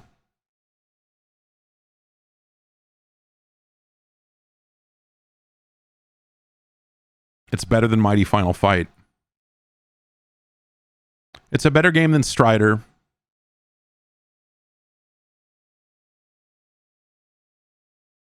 You say you're glad that they explained the G in the title. There's no indication here that is. I mean, you can infer that, but we don't know what that G stands for. He could just be Low G Man, the Low Gravity Man, and the G could stand for Gary. I don't know. Like they don't really get into it.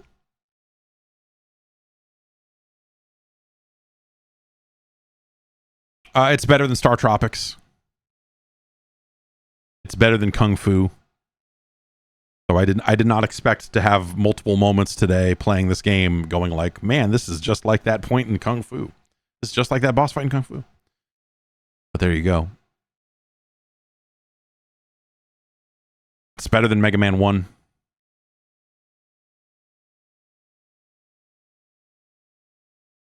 It's better than Metal Gear.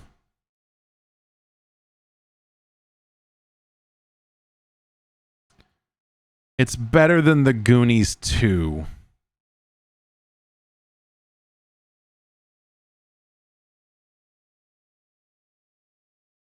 It's better than The Lone Ranger.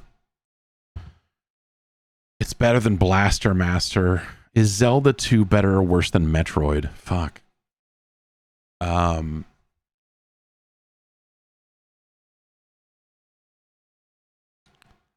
think it's a better game than Metroid. I think Metroid...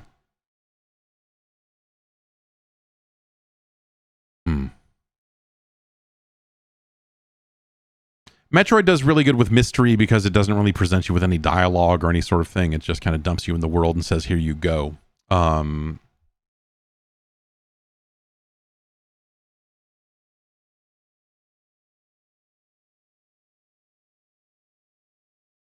I think structurally, I think like Zelda 2 is a better game.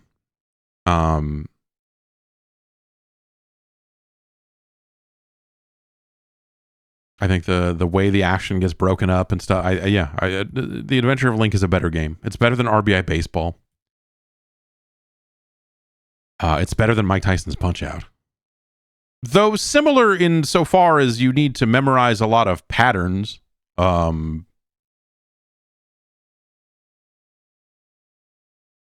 You know, the combat in this game is very much like memorize a thing. And, oh, you saw this guy? Okay, now just get in your loop of jump attack, jump attack, jump attack, jump attack. Or crouch attack, walk forward, crouch attack, walk forward.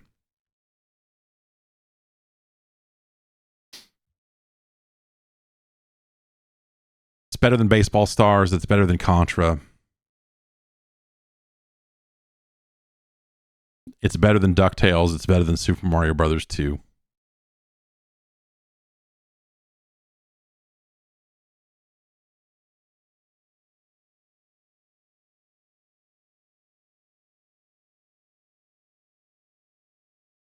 Is it better or worse than River City Ransom? It's better. It is better than River City Ransom.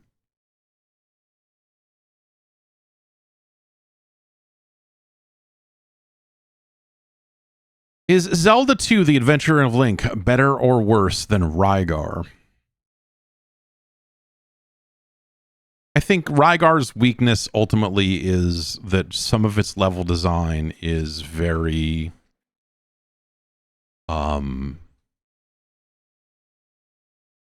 random is not the word, but it doesn't necessarily, like, there are points in that game where you're just supposed to walk to the edge of a thing and then just, like, I don't know, pull out your grappling hook and see if there's anything on the screen below you or above you or whatever. And I think that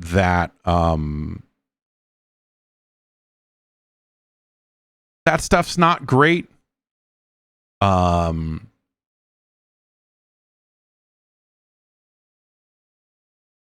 That specific stuff is not great. I think, you know, Rygar is an incredible video game, and it does the kind of like, hey, here's your top-down bit, here's your side-scrolling bit. The thing you remember when you go back to it is that there's not that much top-down stuff in Rygar, and some of that stuff is a little funky around the edges. It really is just kind of a way for you to get from place to place, and it's cool. You do fight crazy tree monsters. But ultimately, I think that there's sort of a,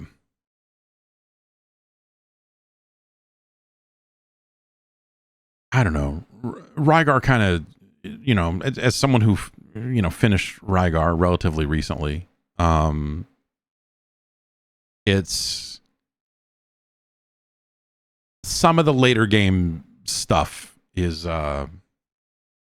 again, there are ideas there that are like, okay, you have to go get the grappling hook if you want to get to Endora, you gotta go do this and do this, you know. But then the way that they signpost where that stuff actually is sometimes feels a little more random than it should. There are things in Rygar that feel like almost like you are wall dooring in Metroid, of just like, oh, just I guess gotta, you know, guess that I needed to go down here because there was nothing here, you know, otherwise. And I think that's kind of, you know, that is sort of the, if you had to find an issue in Rygar, it's that. It's that there are a few things there that are a little funky. Zelda II: The Adventure of Link is better than Rygar. Zelda II: The Adventure of Link is better than Kirby's Adventure, which I've been, you know, kind of chipping away at here and there over the last couple of months here. And that's a great game. That's a fantastic game. And I think in the back third of Kirby's Adventure, I'd say it loses a little bit of steam. Loses a little bit of steam. But it is a fantastic game. Zelda 2 is a better game. Is the Adventure of Link better than The Legend of Zelda? I guess ends up being the question here. which is a weird one.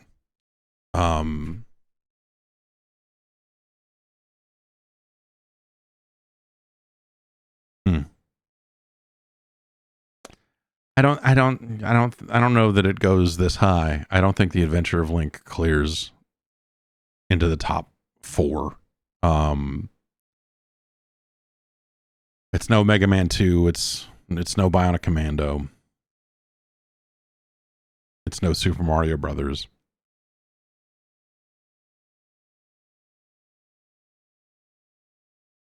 And The Legend of Zelda is a better game. Yeah, The Adventure of Link belongs at number 5.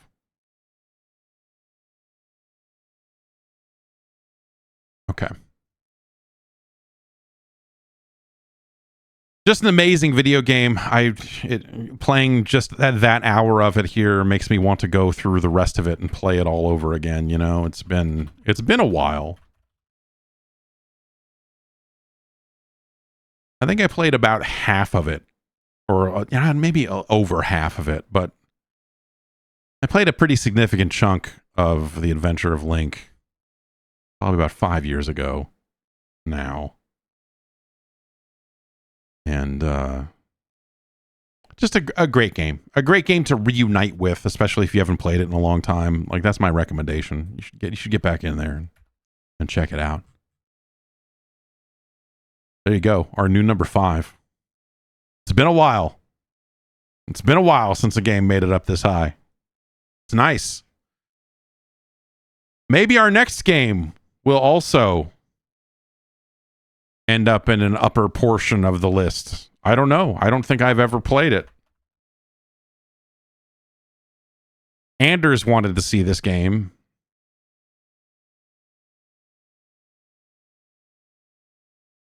From your friends at Pack-In Video, it's Thunderbirds.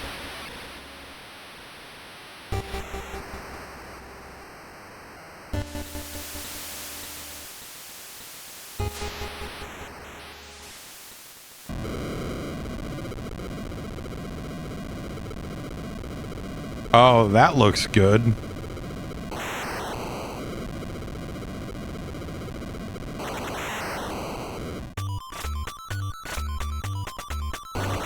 Whoa.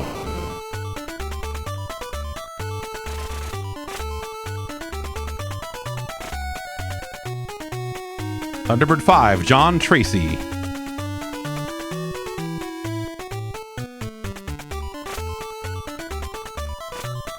Thunderbird 3, Alan Tracy.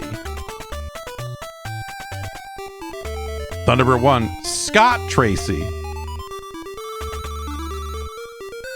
Just the odd numbered ones? Is there... Okay, oh, Virgil Tracy is Thunderbird 2. Why are we not just introducing them in order or as a countdown or something? Why do we have to be all weird about it? Gordon Tracy. Are they all brothers, or what is it, like a father uncle kind of, like, is it? I don't know much about the Thunderbirds. Fabulous Thunderbirds I know a ton about, but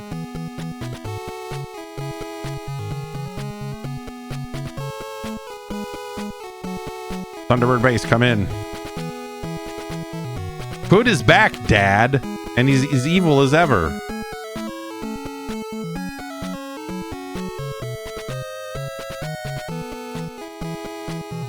Turn over all your Thunderbird vehicles to me. If you don't comply within 60 days from now, I'll bombard the Earth with meteors. I've got a source of limitless power. I can easily destroy you all.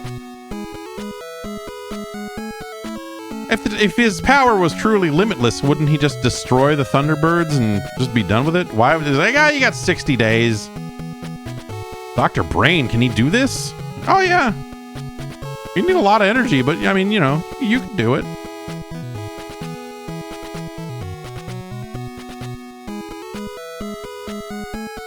Little punch out Doc down there on the talking animation here. If you know what I'm saying.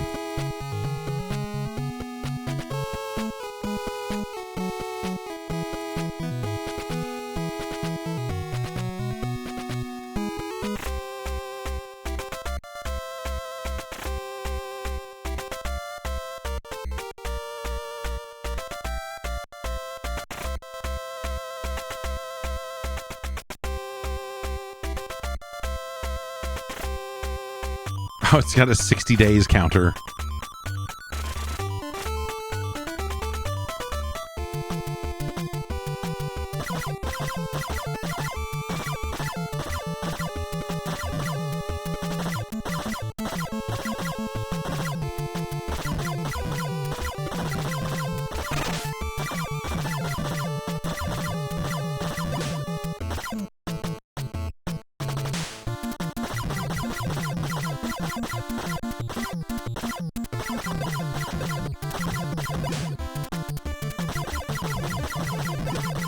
This is pretty underwhelming action right here, I'll say.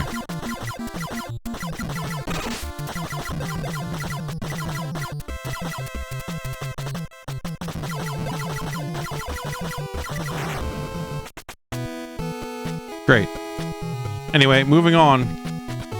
It'll take 3 days to repair Thunderbird 1. Oh, no. Let's go to America. Did I go there last time? Where did I go last time?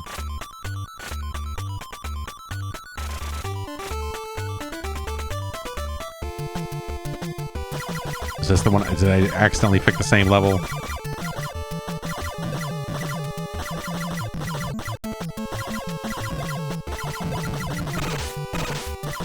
What the? Man.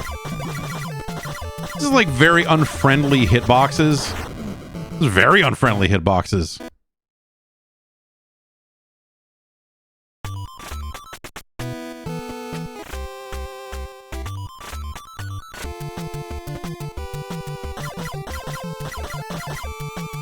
Why waste the days?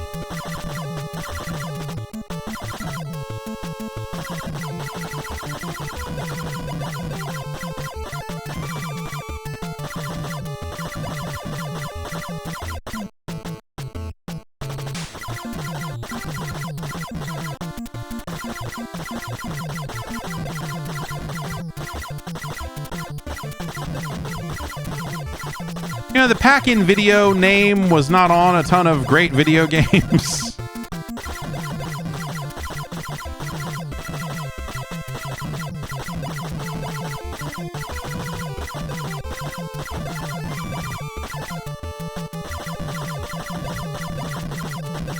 And this doesn't seem like a great video game.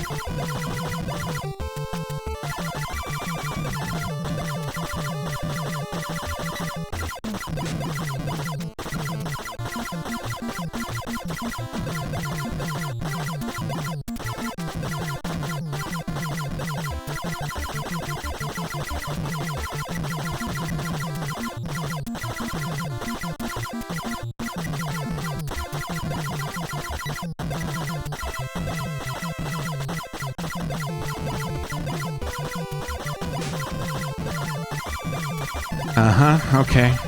Oh.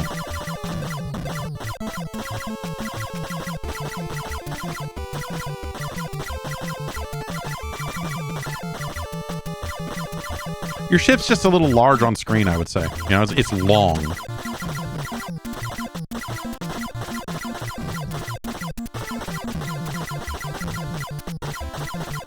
This is a really, I'm glad we stopped here because this is a really high-powered action sequence here.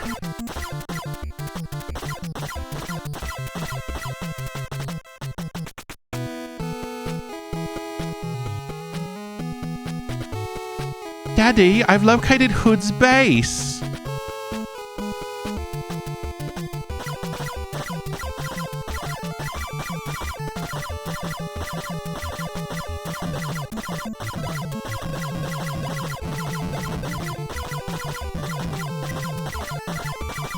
There's something about the what is scrolling past me and the look of the enemies here that is like my eyes are crossing.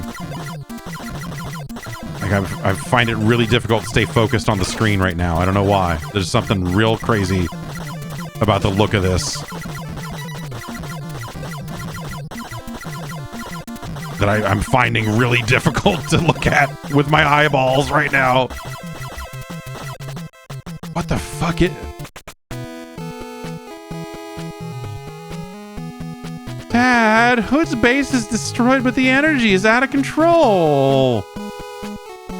We'll send the laser car in.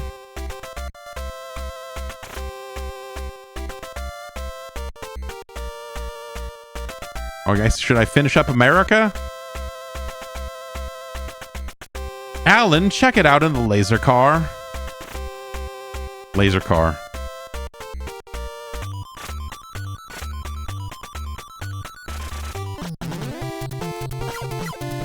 Oh, it's just the same shit.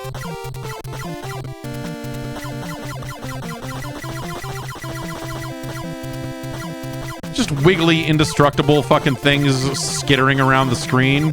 It's fun. It's fun. It looks cool. Everyone likes it. What the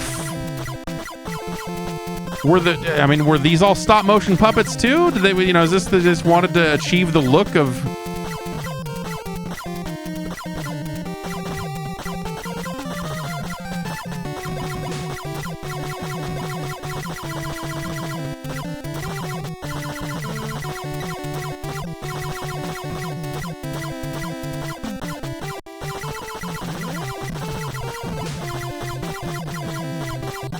I wouldn't call this game dire by any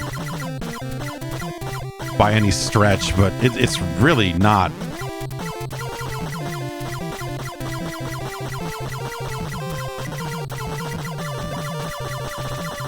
No one needed this, is what I'm saying. Like, here's a pretty lackluster vertically scrolling shooter that we've thrown this, this license.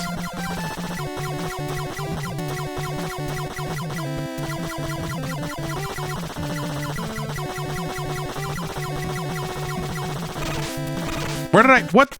Oh, were those walls? Apparently those are walls. Right.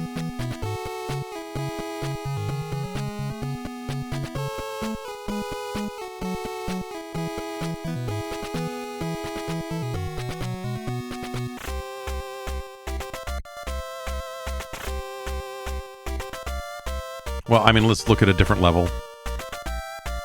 There's an active volcano.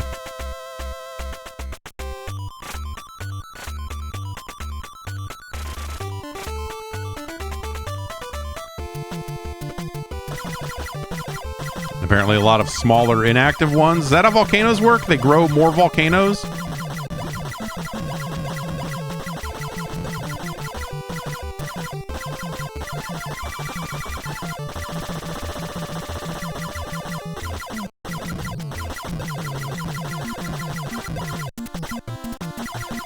Pick it up!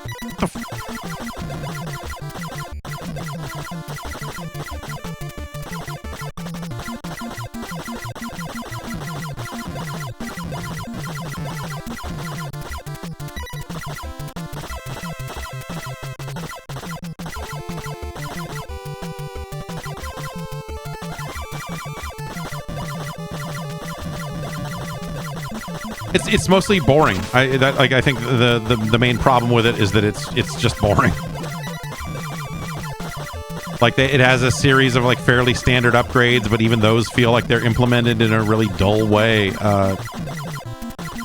Like the options and some of the other stuff, that we're getting here, shot upgrades are not changing anything.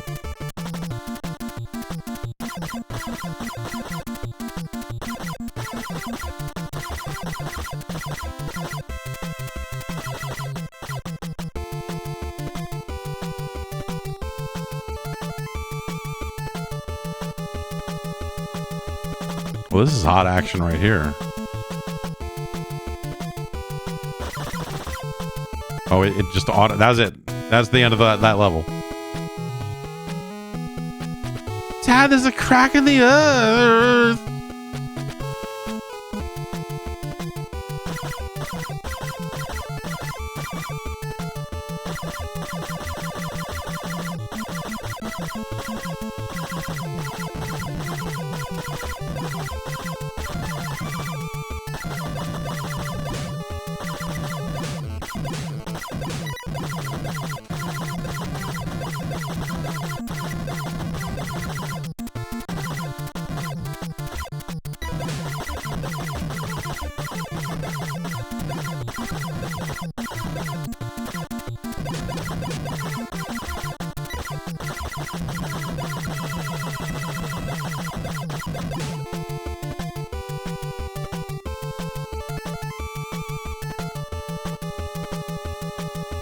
Okay.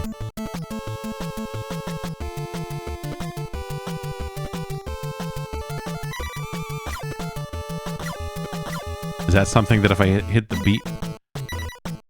Oh, well, that's the end. Okay, great. Nice of her to slow down. And crustal movement is taking place. The shockwaves are immense. I'm sending Gordon in the Firefly. All right, let's see what the Firefly looks like. Is that... What? Radiation has caused the underground creatures to mutate.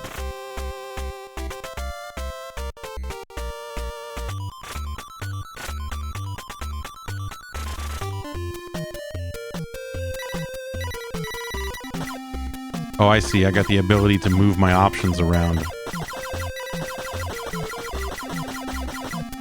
That's a weird thing to collect as a pickup.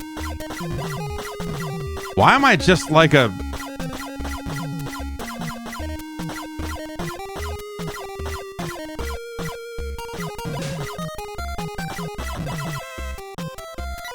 Ah, what? Wait, what did I hit? Okay, apparently that's... This sucks. The way the background stuff is really not well called out.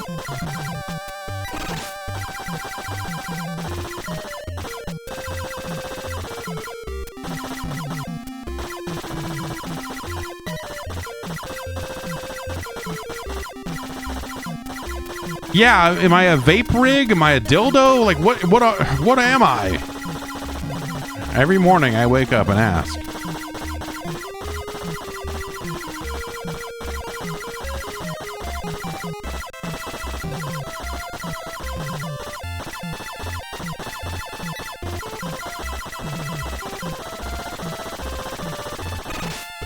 Cool. That was awesome. I love fun. It's fun to play video games.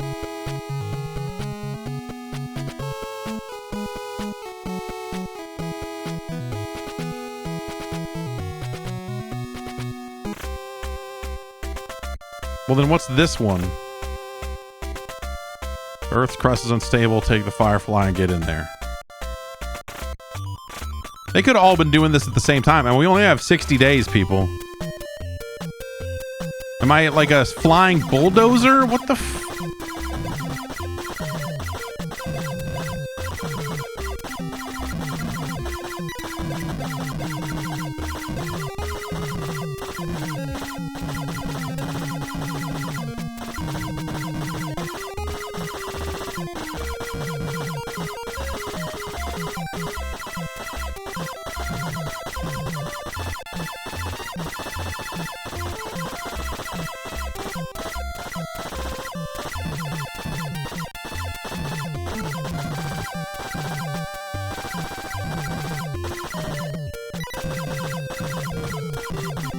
The power-ups, the way they kind of flit about really sucks.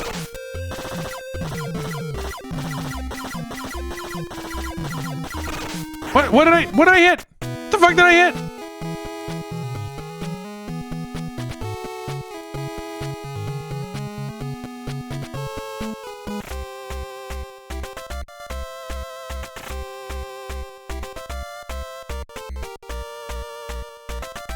Virgil, get in there.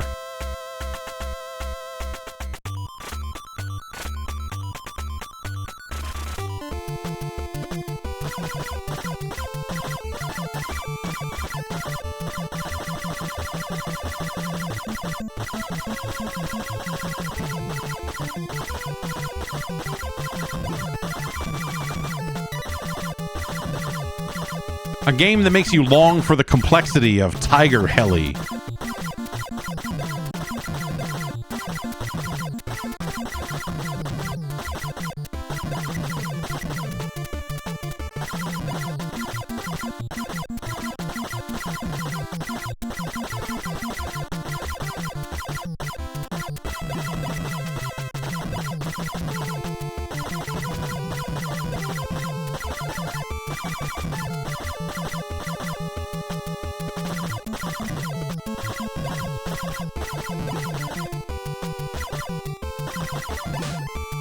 Come back, you piece of shit. What?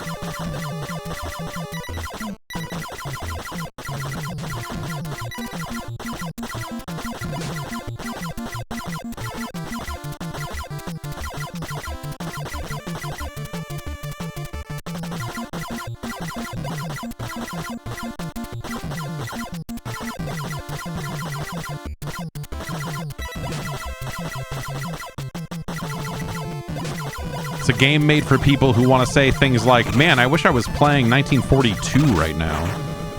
Yeah, I couldn't even see that incoming fire on that one. That was...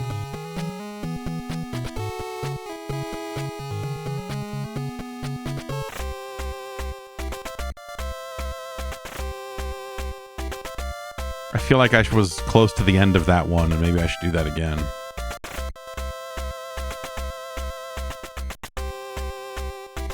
I mean, it says there's a ship there. That seems like something maybe I would want to fight. Maybe that would be fun. I don't know.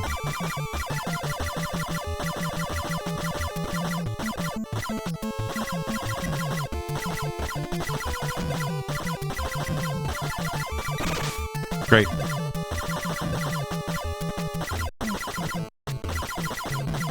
You also lose a level of power up when you get hit.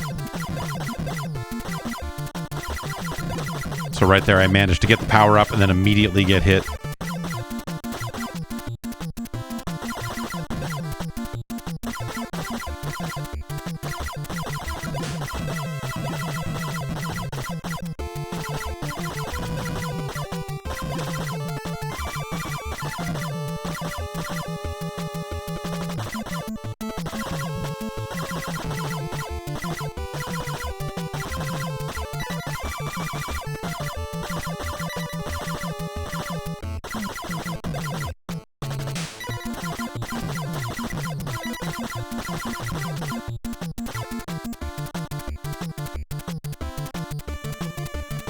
I hate the way this thing constantly shoots even when I'm not firing. It just seems really janky on top of that, everything else. Like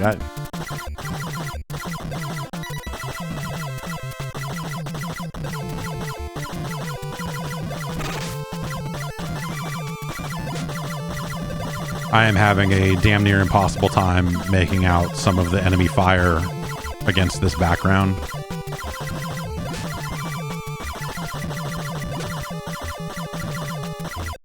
It's like, what if 1943 sucked absolute ass? The video game.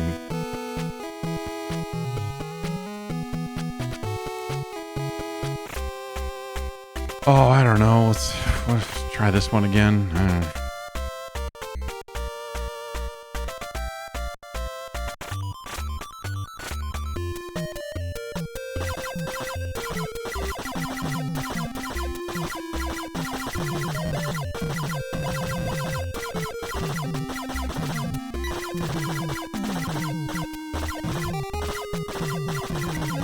Space Bulldozer is go.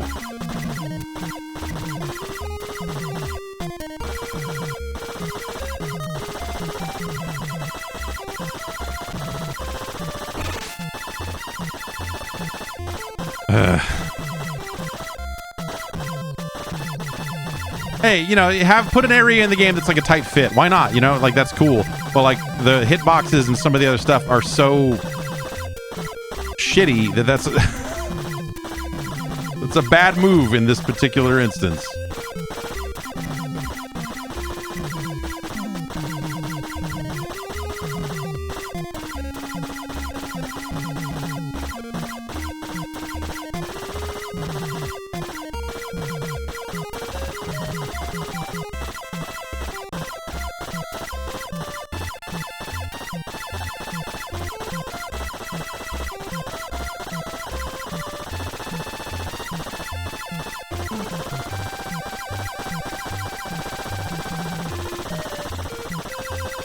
It's always good when you need to use your shot to figure out where you can and can't go.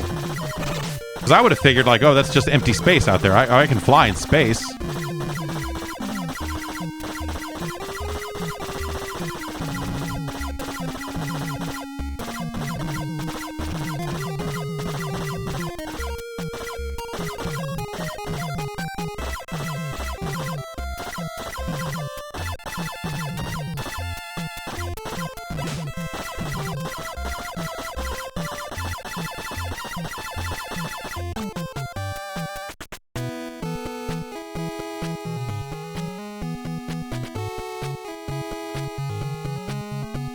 Dad, when I destroyed the mutations, the crustal motion ceased.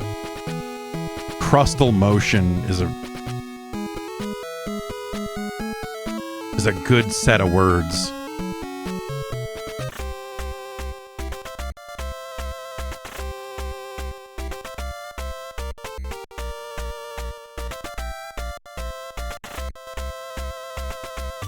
"32 days. I would think after 30 days of us blowing up this dude's shit, he would be like, oh, remember when I said I was going to give you 60 days and you shouldn't fight back? You are fighting back. It's not. This is not what we agreed upon.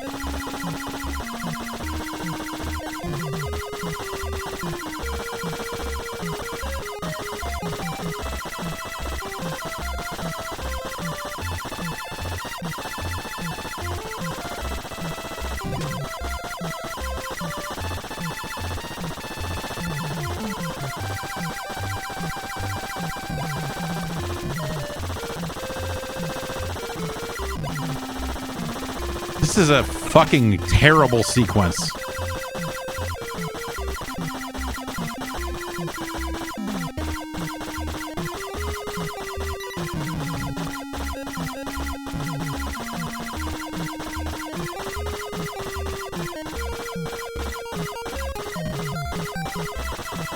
More. Why not?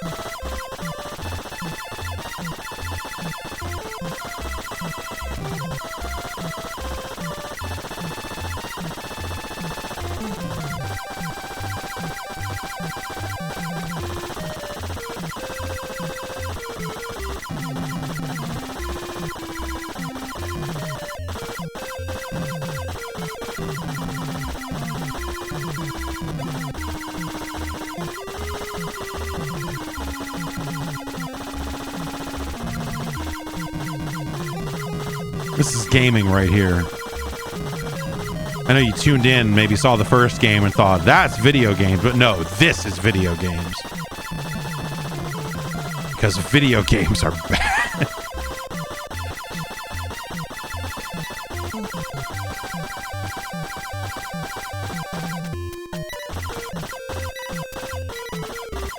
Oh, I got another option direction power up.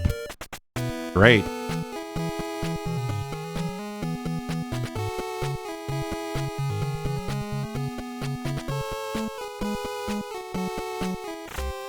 Thanks, Alan.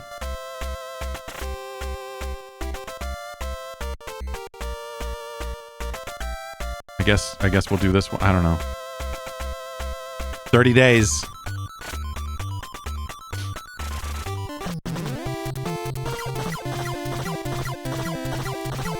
Can't handle it. The motion has gotten too crustal.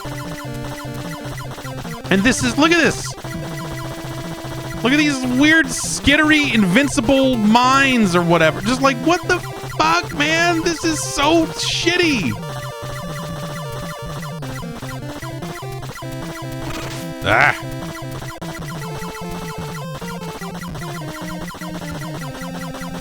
They are in a constant state of crustal motion, and now I am too.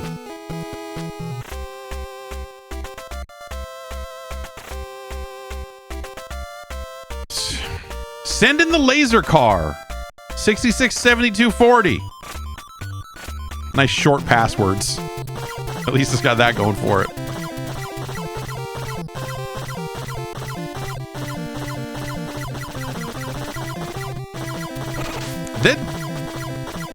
Those things fly too fast for the shitty level of firepower I have and the constant blockade of these garbage mines.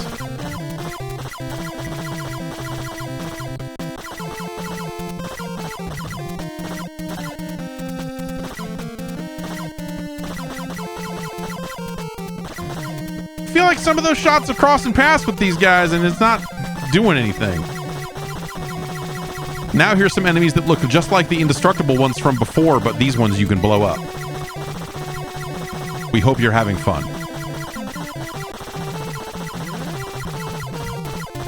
Truly yours, Hack-In Video.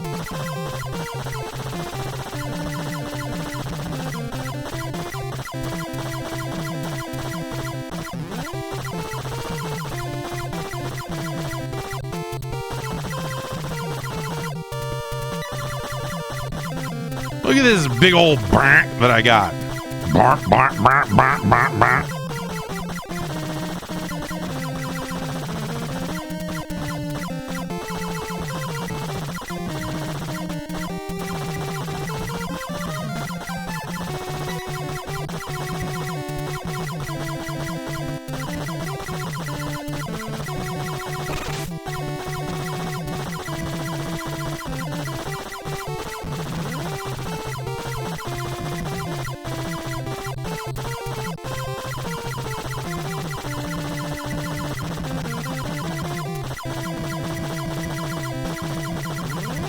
Oh, yeah, better slow down for this intense action.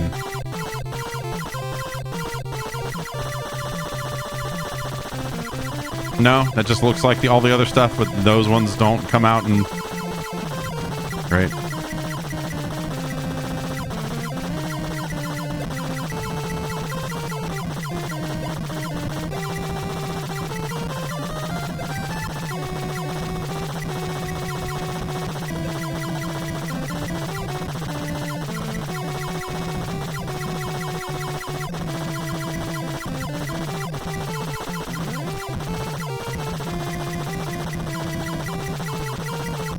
Like fun.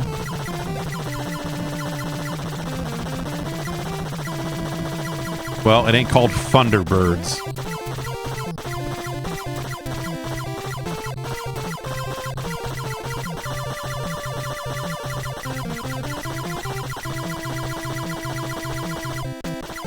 The shot noise in this reminds me of the Atari 2600 version of Asteroids. I think it's weird that they think that like the idea of a good bonus is like, oh, at the end of these levels, you're going to get new direction upgrade, like directions for your options. Like, just, no, who cares?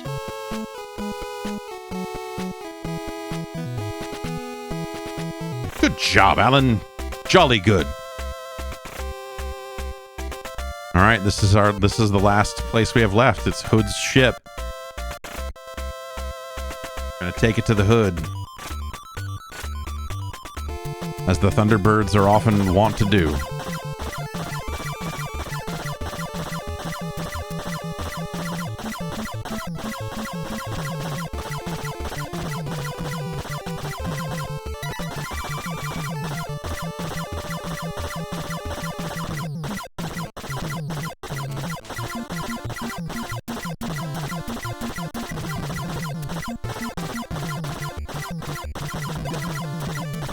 Ah, you fuckface. The tanks come in too hot. I'll say it. It's a little unfair.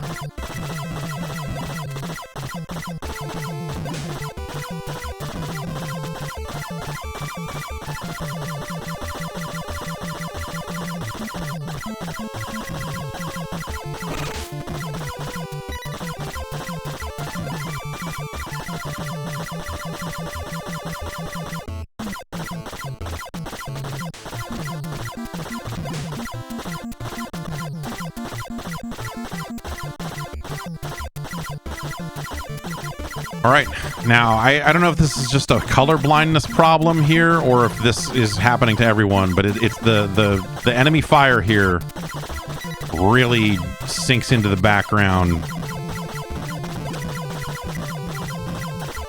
I'm gonna try and stay focused. I'm gonna try and yeah. I didn't see anything to hit. I could not see what hit me there.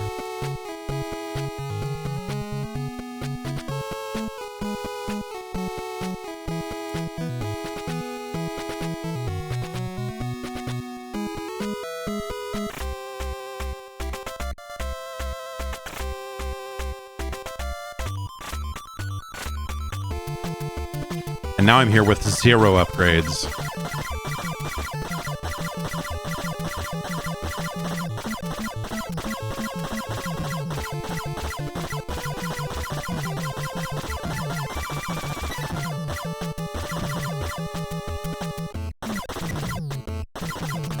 There's something, you know, like there's just something about the look of this game and the tiles they use for some of the backgrounds, especially the sequences that are, you know, the caves and the water and stuff that's like very grossly repeated, that I find really difficult to look at. Not just from like a color identification. Like this part here is you know, a color blindness thing, I'm sure, but there's just a series of unpleasant things in this game that are not nice to look at, and are hard on the eyes. Like there was that earlier sequence was just like there was something about it that like my eyes just could not focus on the action.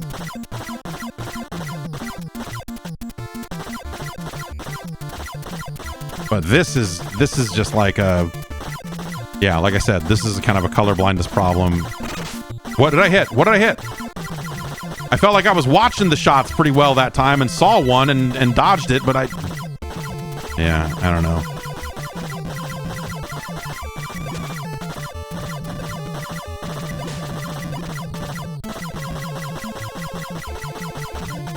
I think part of it is the slower moving ones kind of blend in with the busy background too.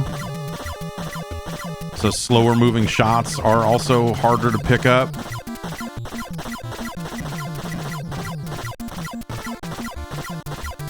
Depending on where, like what tile is they're against, you know, because there's obviously some color variety in that background, but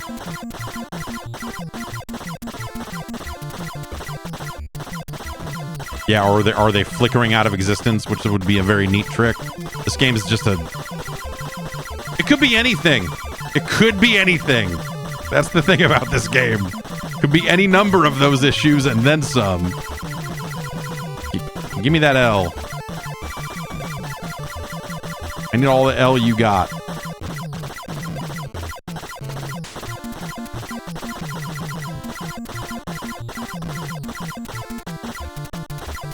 Ugh. Okay.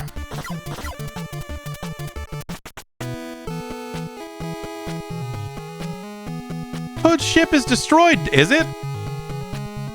Did we destroy? I mean, we destroyed some boats, but none of them seemed like... What a weird... Something weird's going on in the sea! Okay, Virgil. Whatever you say, man.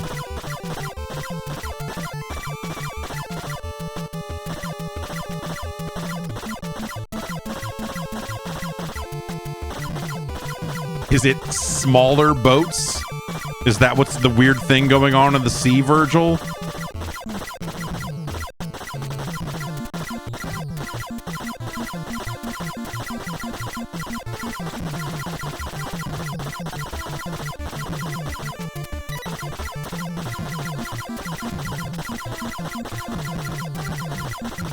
Oh.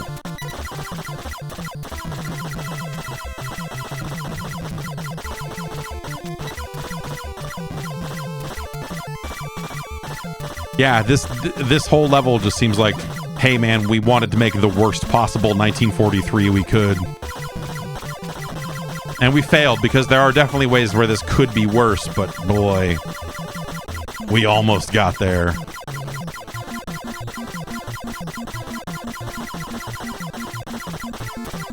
But why, man?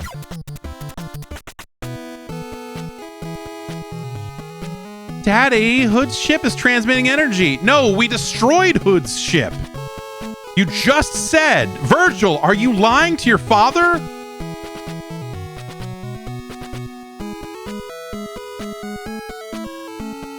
Thanks, Virgil.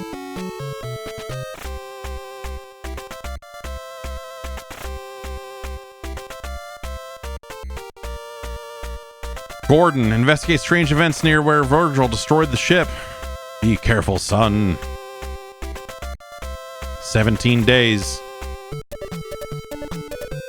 Now we got some jams.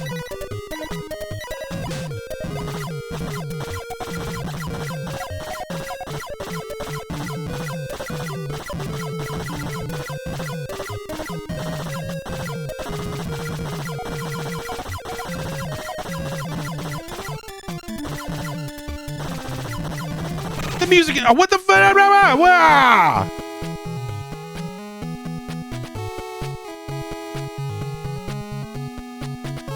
Gordon.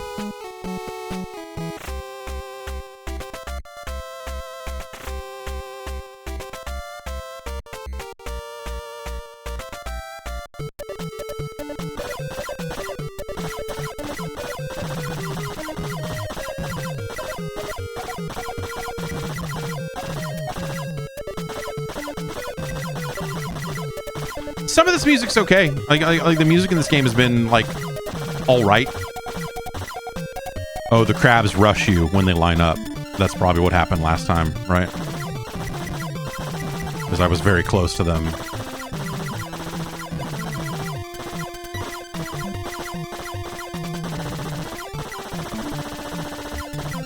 Oh, if I had some sideways firing options right now, or that, I could really deal with some of these things.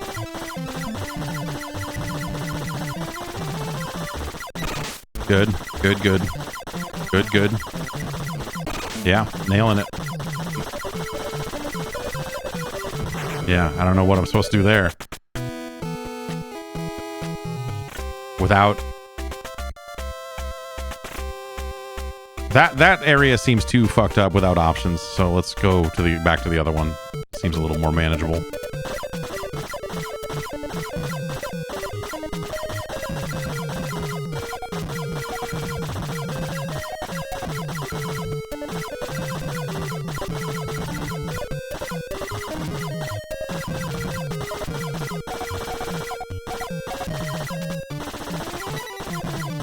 Oh, and the spikes at the edges are trying to kill me. Got it. Right? Yeah. Those is walls. Oh, you fuckheads. Come on. Leave me alone! Leave me alone! Get off the screen! Here's a thing that takes too many shots to blow up, and it's gonna chase you around. That's a really nasty little bit right there.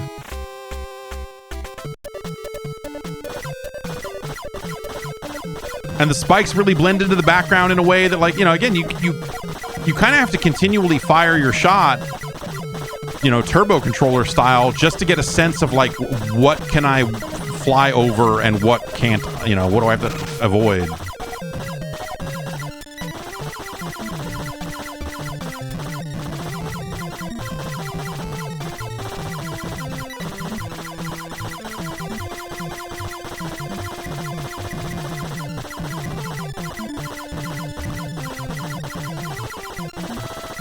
Like, this is tough for me to see as well.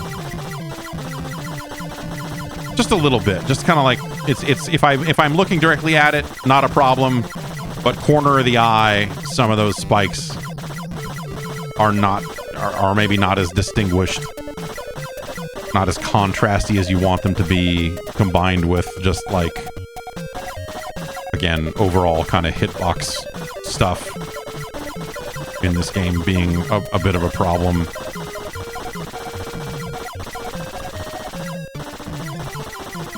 This is a losing proposition right here.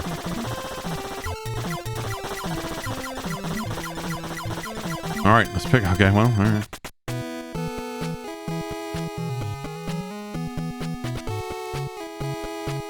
Dad, there's been radiation leakage and all the life forms have grown. Thanks, Gordon. All right, I guess this is the last location, right? I mean, 3 days. We can't afford. It's now or never. It's now or never, Gordon.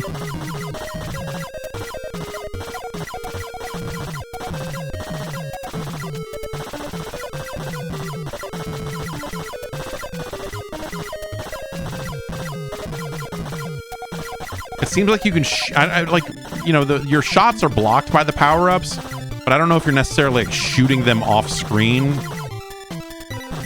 Like, maybe there is an aspect of them kind of moving around a little bit, but...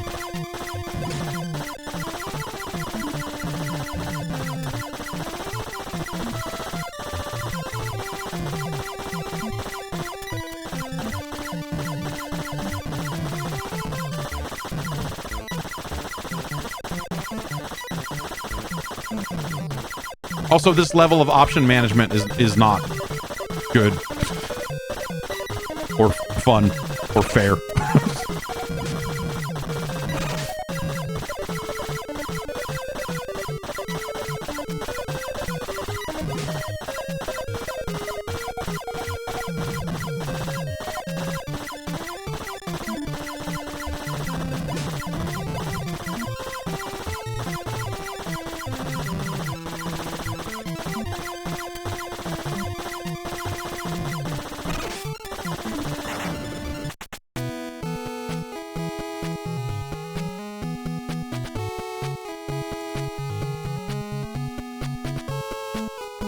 Time's up. Told you I'd beat you. We surrender Hood. I don't know. I feel like we blew up everything in most of the locations except for one. I don't, you know. Oh no. You're heartless and evil, Hood.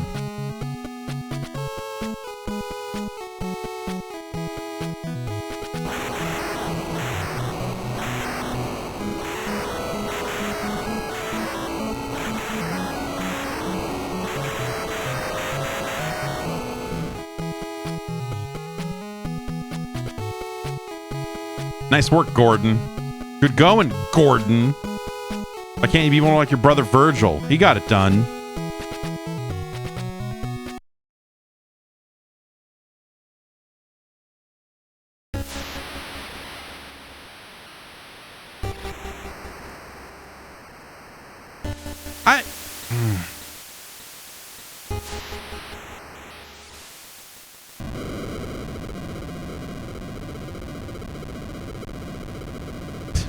What? All right. I could have done with some more crustal motion in that game. I think it would have benefited from it. There's a lot in there, to be fair, but you know, you could always go for some more. I don't think this game is as good as Zelda II: The Adventure of Link.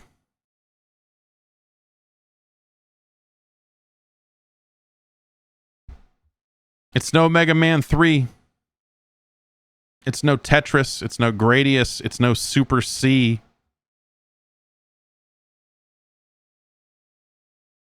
Again, it made. I would rather, you know, maybe we just need to scroll down and go there, but I would rather play Tiger Heli. It's no Golgo 13 top secret episode. You'd be better off with a copy of Xevious the Avenger.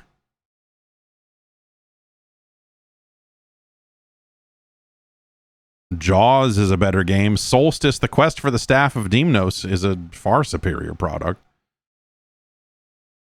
You'd be better off with a copy of Double Dragon 3, The Sacred Stones.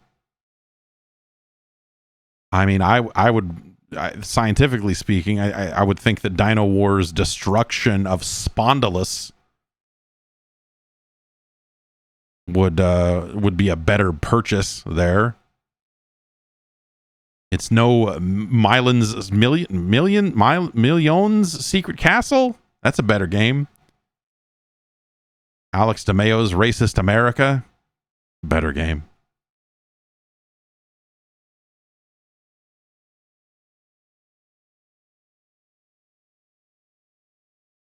You'd be better served by a copy of The Flintstones: The Rescue of Dino and Hoppy.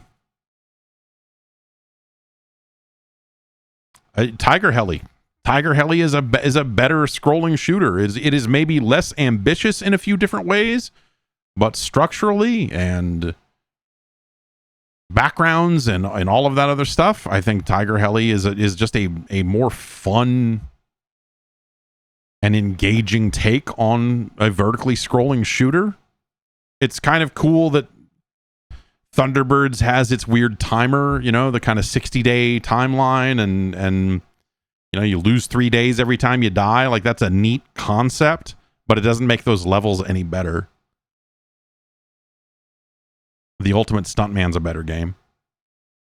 Dizzy the Adventurer, significantly better. You'd be better off with a copy of Jurassic Park. Heck, you'd be better off with a copy of Linus Spacehead's Cosmic Crusade. Hudson's Adventure Island's a better game. Yo Noid is a better game. it better or worse than 1942? Again, I think that like from a level layout perspective and just like moment to moment from the hitboxes, all of that other stuff, I think 1942 is a better game. Like significantly so. It's better than that fucked up port of Bad Dudes. Or rather, Bad Dudes is better. Yeah. G.I. Joe, The Atlantis Factor is a better game. You'd certainly be better off with a copy of Ikari Warriors 2 Victory Road.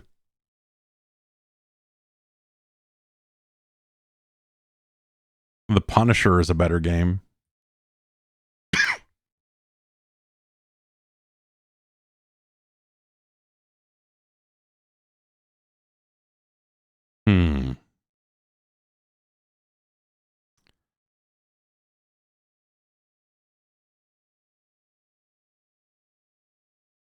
But like it's better. Is it better or worse than Toki?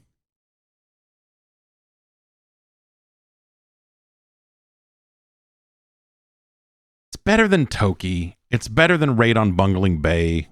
As much as that's a interesting / classic thing. It's better than Hudson Hawk. It's a better game than Hatris. It's a better game than Darkman.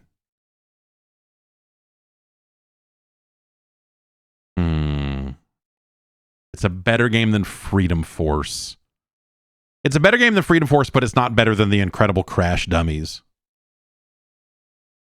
Never thought I'd be here defending the Incredible Crash Dummies, but here we are.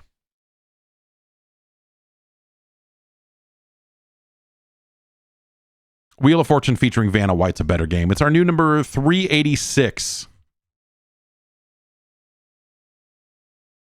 And I think really the only thing that keeps it from going way lower is that it does have that structure, the 60-day timeline, the all of that sort of stuff. I think gives it again some form of structure that a lot of other games are lacking, and it's kind of a neat hook, especially for the time.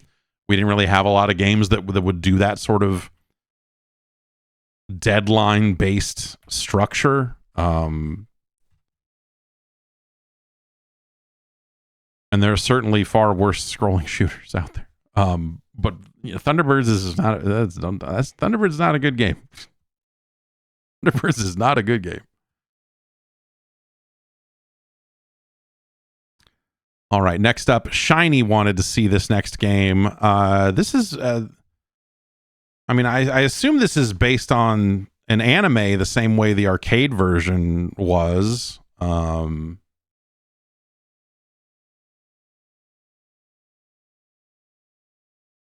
this is just the NES version of that, right?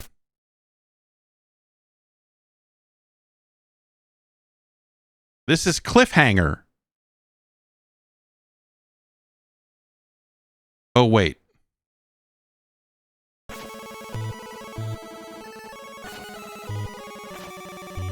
Nope. This is based on the Sylvester Stallone film, Cliffhanger. From your good friends at Sony ImageSoft. Mountain climbing is all the rage in video games these days, and so I imagine that it's gonna... Well, this already looks great. I can't wait. This is a great little intro here to what we're about to get into.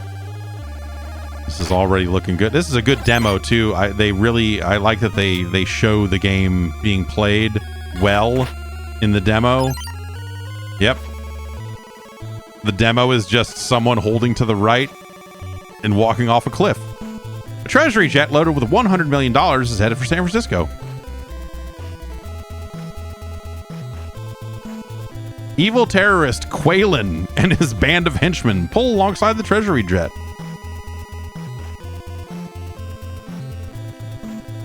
Travers, a renegade treasury agent, prepares to transfer the money between the planes.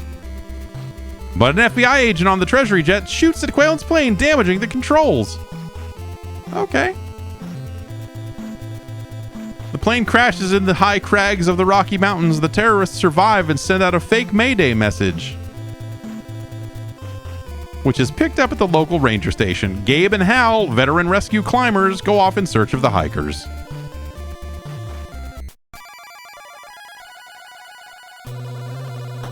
Oh no.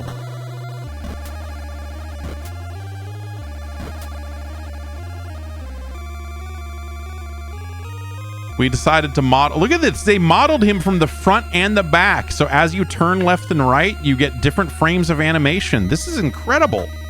Look at this.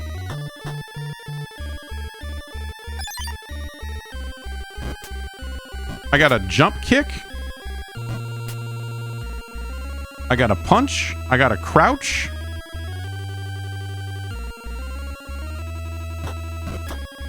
I can punch a dog. Ah! It's really vicious out here. The jump feels completely fucked. Wow, what the fuck? Okay, so the jump has, look at this. I don't know if you can see it, but when I hit jump while I'm moving, it's like he takes a step forward before he jumps. And it's sort of a weird... The music restarts when you pause and unpause, which is great.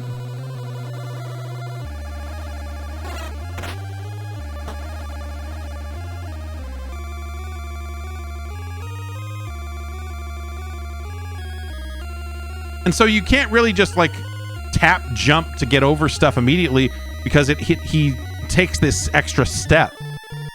Like if I'm not moving, he jumps a little bit more quickly. He gets off the ground a little more quickly. Like if you're trying to dodge incoming enemy attacks, like you're really kind of screwed. You have to anticipate them a little extra early. Can I hang from this rope? Well, I got something down here.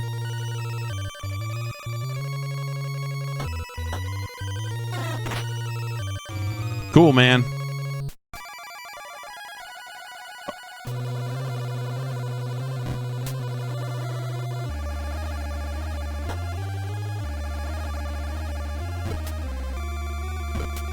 Okay, if I hit up an attack, he does a kick here. If I'm...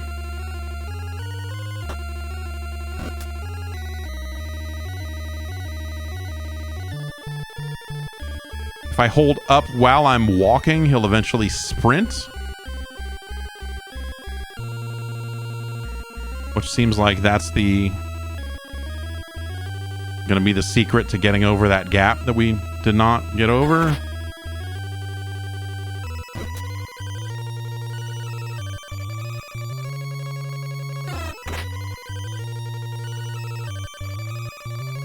Ah, see, I ran and died because I had too much momentum. It's fun that way.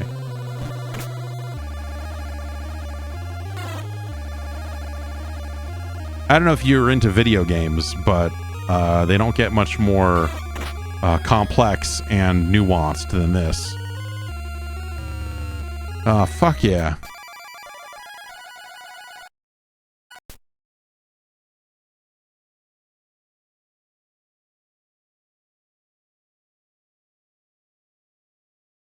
Oh, I can't skip any of this.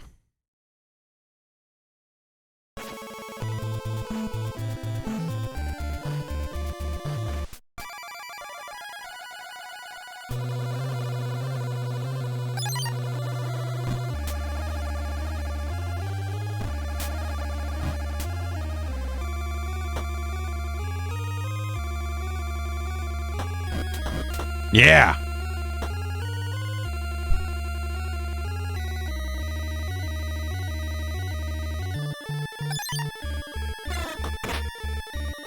That's not going to happen. The bird comes in too low. Oh, got him.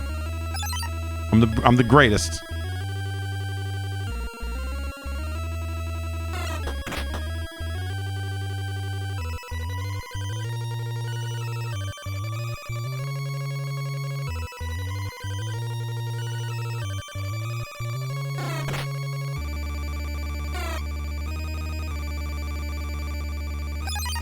Found some boots, but I don't think that gives you anything other than money. It looks like my...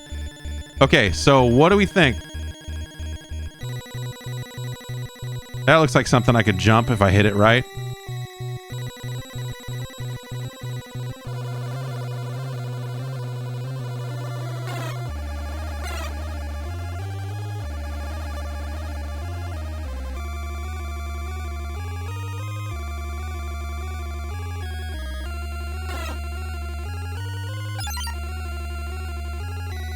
What a sequence.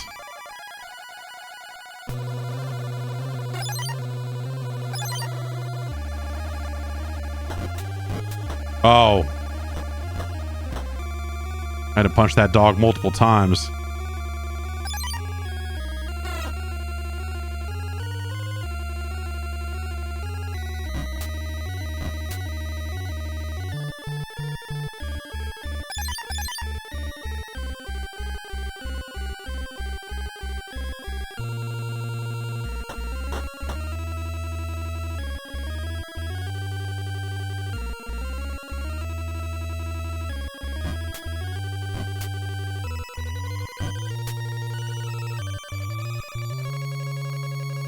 I don't think this is very good.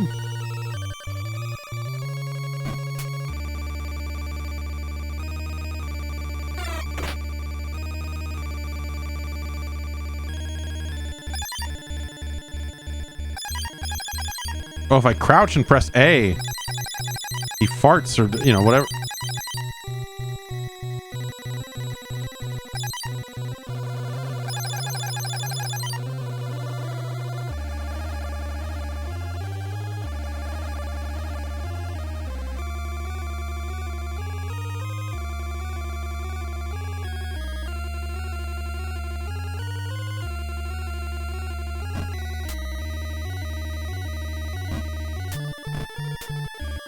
Can I hang from this cliff? Can I like grab? Are any of these in like jumping range? Can I? No? Can I?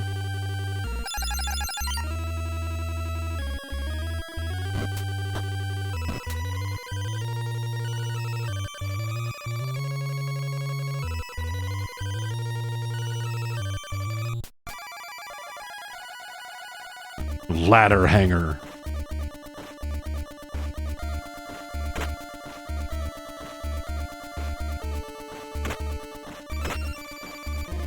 Cool. Oh, cool.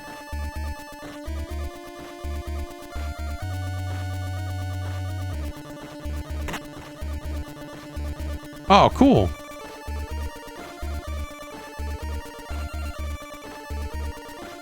Oh, cool.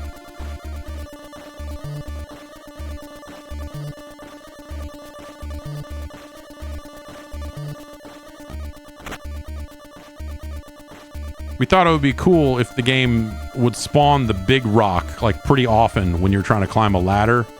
We thought that would be like a fun thing for the game to do.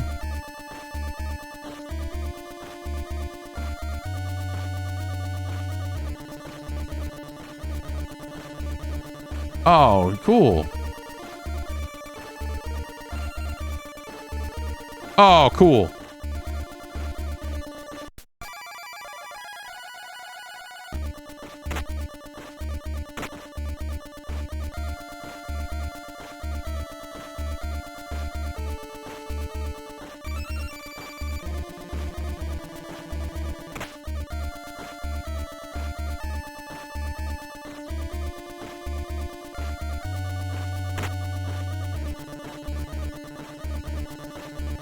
It's good. I like that the music gets more intense because it lets you know that that shit is real.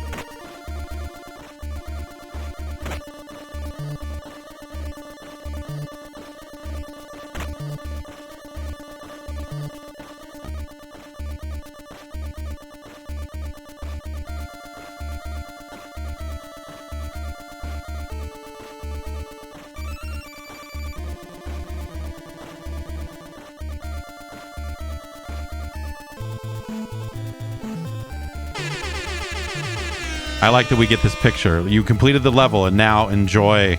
And now enjoy. We just lost $100 million in luggage. Help us find it, or you'll be sorry. Look at this map and this tracking device. Now find our money.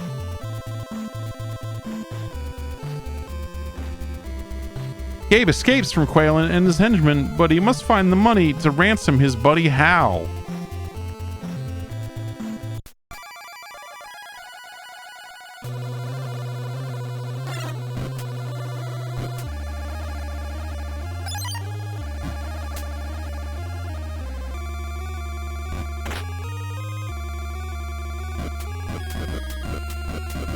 Like, if I'm still doing their bidding, then why are we fighting?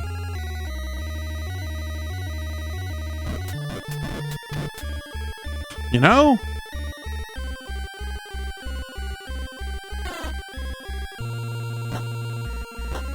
That's good that that works.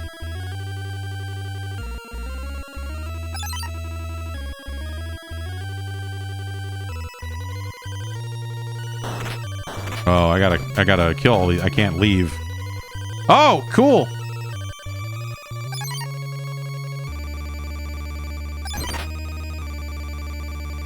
Is that a fucking sword?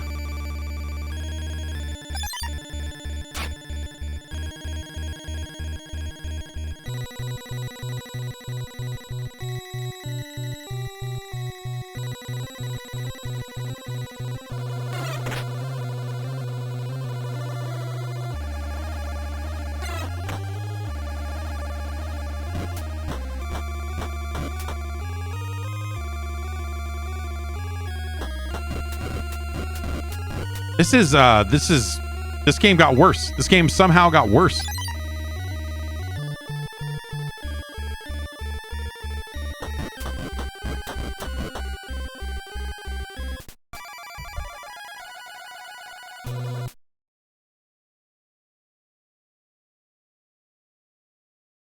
Oh boy.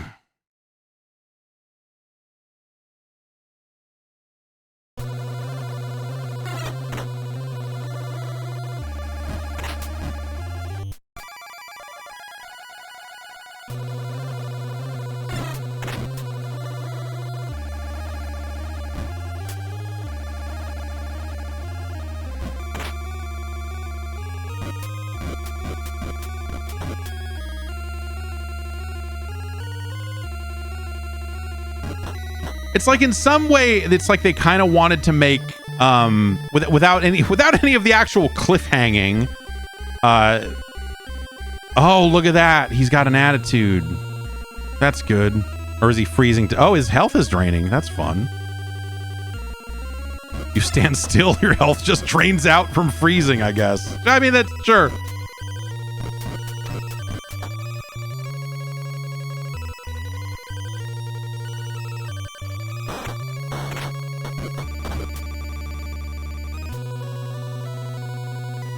I like that we get the same picture here. Upon finishing a level or dying. Same photo. This is the only one we have the rights to.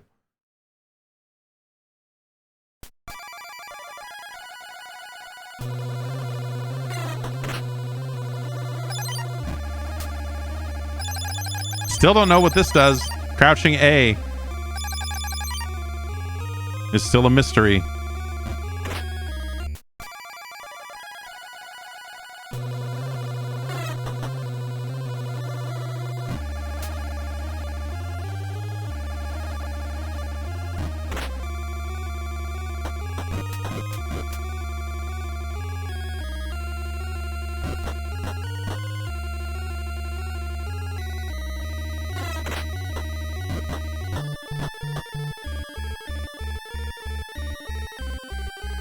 Gotta get this money.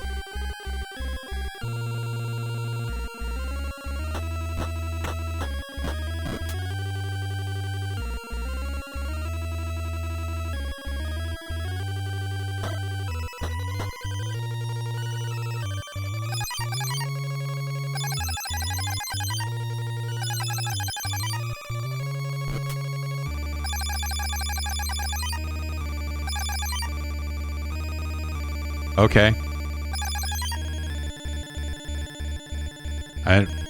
I didn't do anything either, so whatever.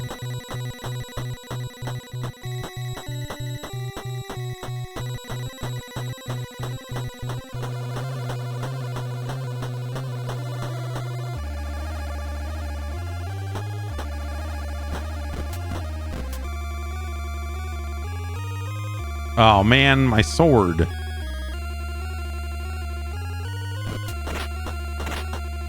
Turn around, asshole.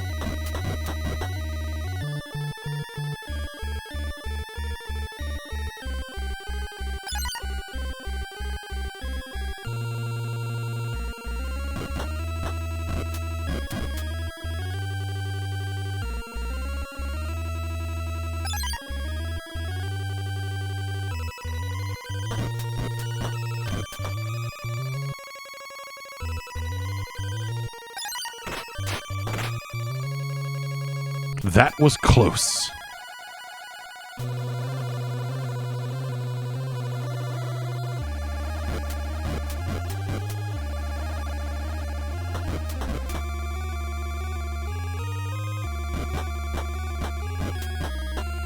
This is a video game that people made and sold. Like humans worked on this ostensibly. You know, like I assume.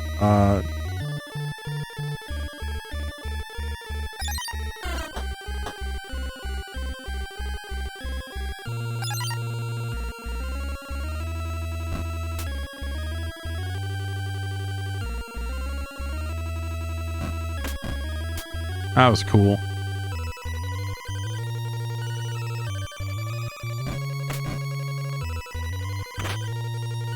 Oh, an evil rock. Okay, so I must be able to do something with the ropes then. They wouldn't do this.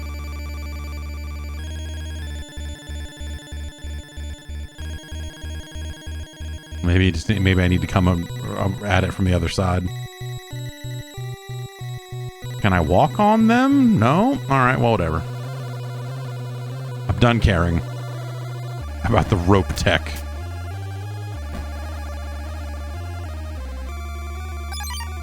Is it if I... Oh, God. Standing in the fire took all my money away. It's like a checkpoint? Like, I was like... I'm fighting this guy at the Gordon Douglas Memorial Shack.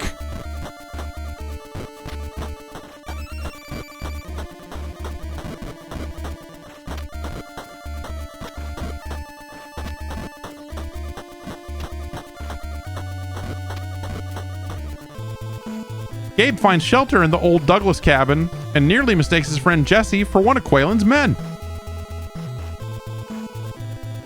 Gabe retrieves the old Douglas climbing equipment, which is kept on display at the cabin. I like, you know, it's following the events of the film or a film, you know, like that's great. Oh no, there's an evil dog in the cabin. We can't have that.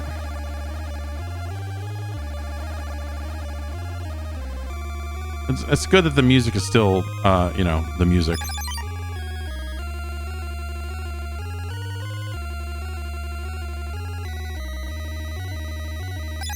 Ah, nice that they kept a 1-up here in the shack, too.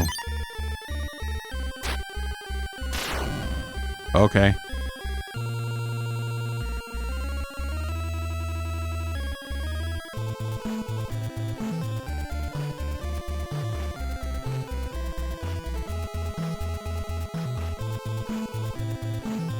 Gabe sends Jesse off to get help.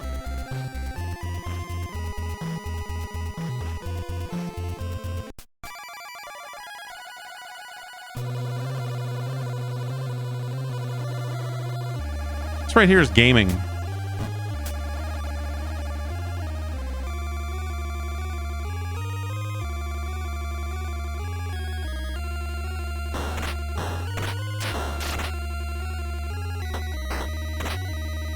Oh, that guy heard me punching.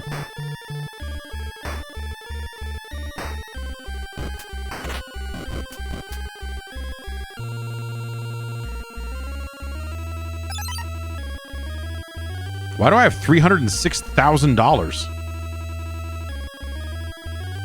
Well, I guess if it's supposed to be 100 million, then it's expensive. These are expensive heals. It's expensive to heal out here.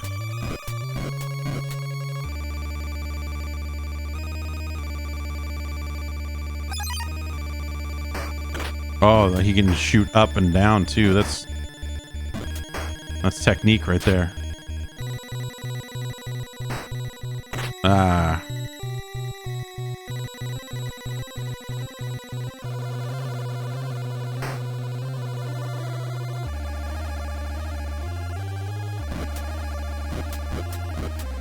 Oh, this guy's out punching me. What the?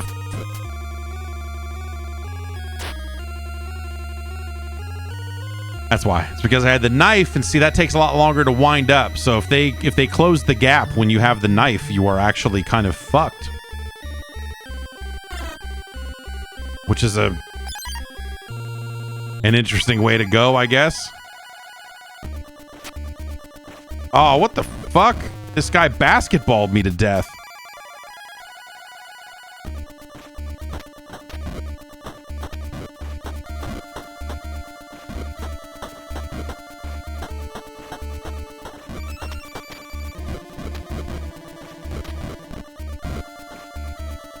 Well, I'm riding this guy's body down the mountain. This game's fantastic.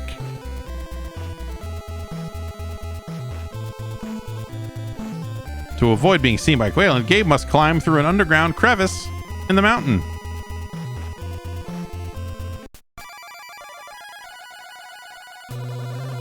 Ugh.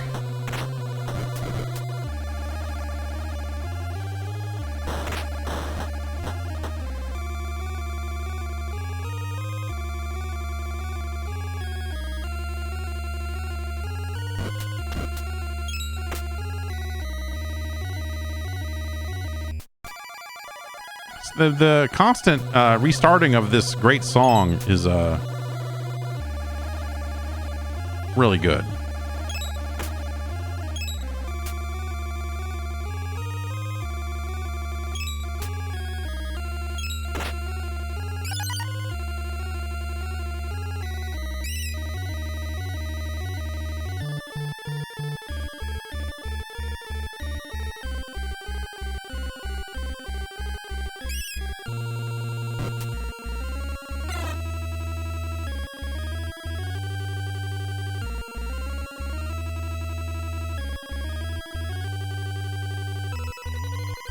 Most evil enemy of all, rocks.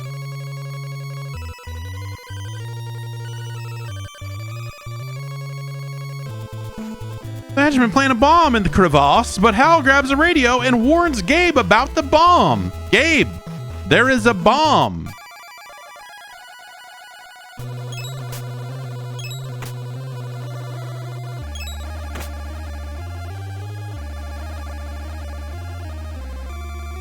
But yeah, it's like they wanted to make a flashbacks or Prince of Persia kind of thing. Like the way the movement is sometimes feels a bit like that.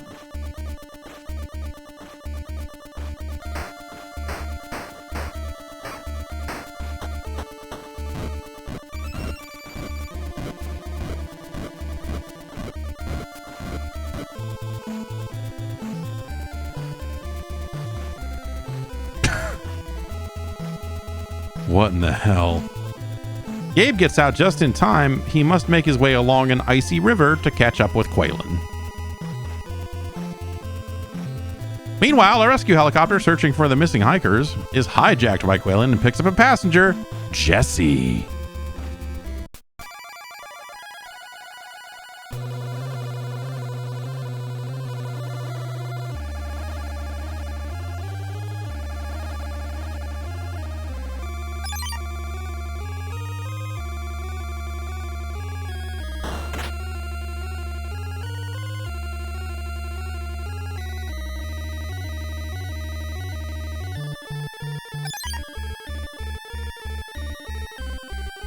Nah, bip.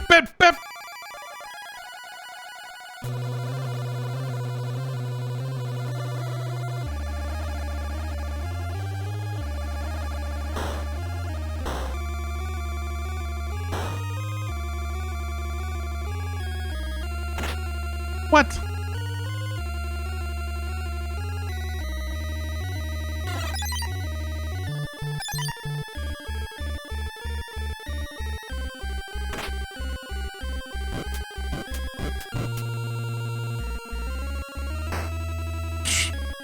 takes forever to pull that gun. I have a fire extinguisher?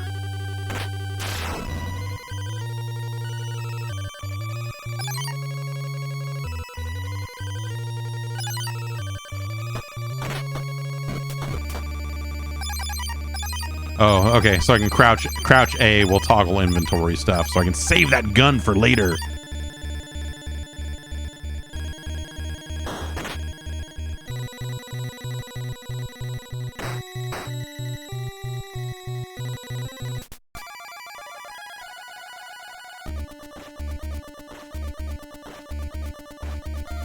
Yep. Good.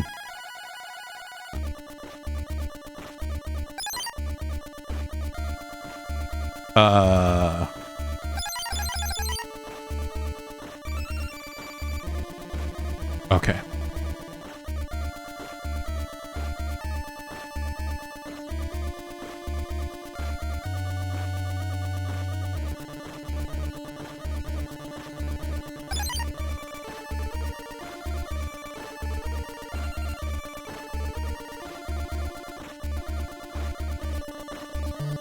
I like that they at least don't fully insult your intelligence and have rocks falling out of the sky here. Oh, okay.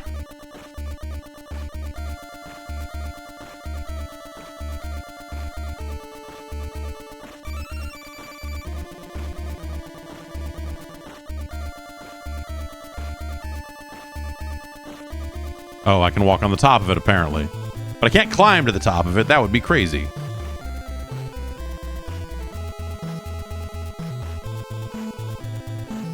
Gabe grabs the radio dropped by one of the henchmen and broadcasts a message to Quaylen. You son of a bitch, I'm gonna fucking... I got your money and I'm gonna fucking see you with the Bitcoin ladder and I'll just shit on your face. Whoa, fuck.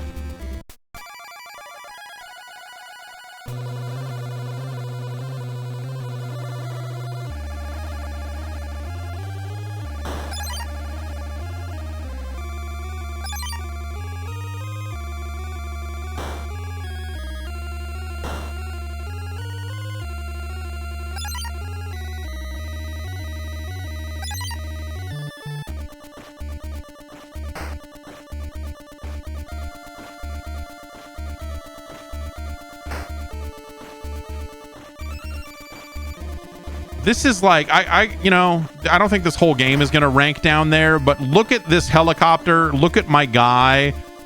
Look at what it takes, how long it takes to fire this gun. This is like a Raid 2020 level of encounter right here. This is like a really shitty thing. Look at it. Look at everything about it. Oh, it hit me on the way down.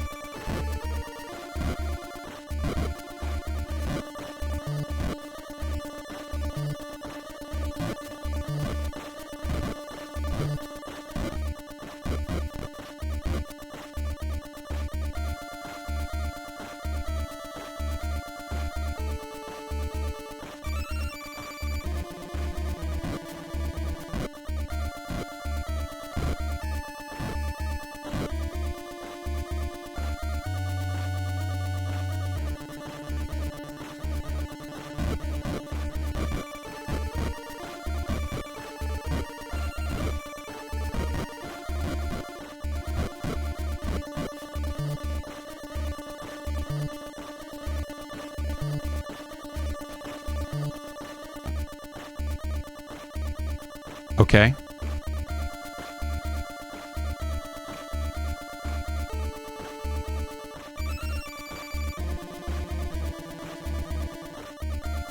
Do we need to do it from all the way up here? Is there another ledge on this side that I can do it from?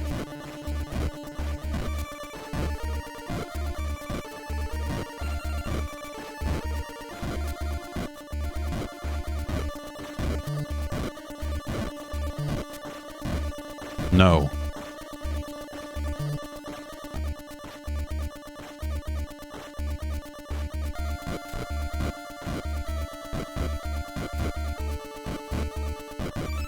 Same basic idea as Zelda 2. You know, you just gotta time your attacks, get your shit in.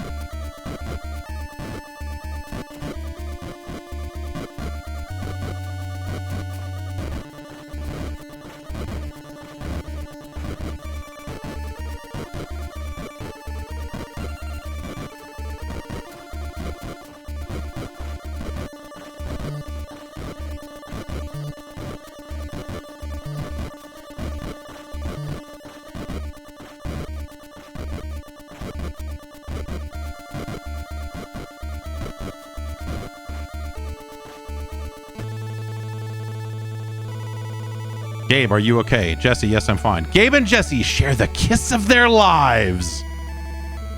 Oh, really? Oh, really? Oh, really?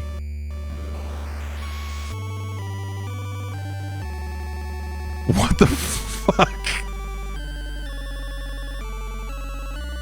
1993.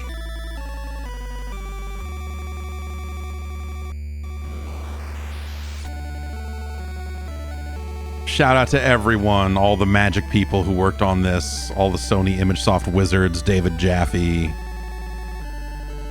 Olaf Olafsson, of course, you know, the publishing team, Peter, of course. Everybody at Spidersoft, shout out to them. Everyone at Spidersoft did a bang up job.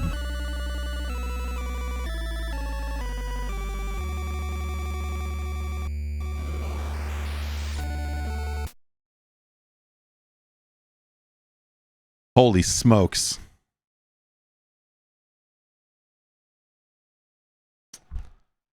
Well, I guess that's Cliffhanger.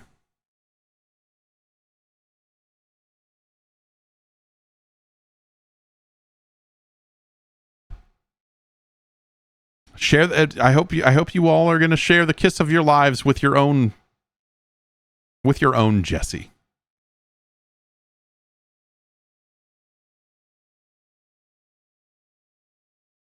Game's a real piece of shit. Obviously, you know, super late licensed game. The speed run of that game is under 7 minutes. I believe it. I mean, you saw kind of some of those late game moments there are really just like, you just jump over the enemies and keep going, right? As long as you're jumping well and running fast, like there's no reason to stick around in those levels. There's a couple of guys that are at the edge of the scroll that are like, you have to stop there and fight and beat like a guy before the next set of scroll will unlock. You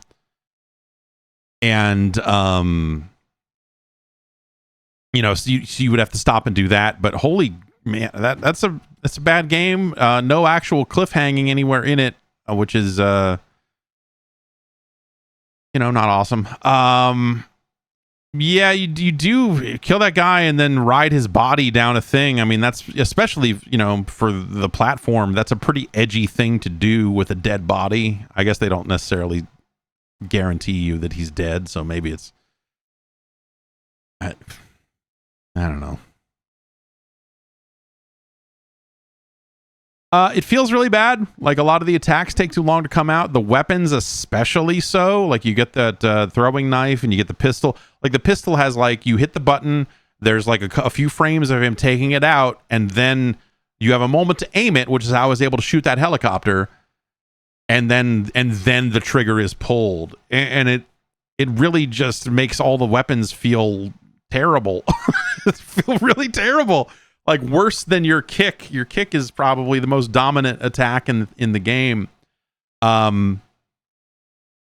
We got to go inside that cabin and collect climbing equipment, I guess, or whatever that was.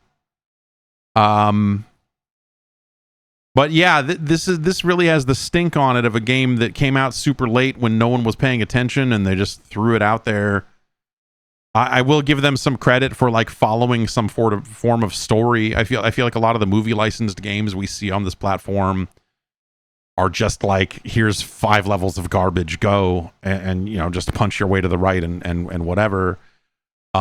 This at least feels like it's attempting to tell a story, which is funny because like I bet there were some really high-minded conversations about the Cliffhanger game. Maybe not this version of it, but you know, I know that this ended up on other platforms, or Cliffhanger games appeared on other platforms.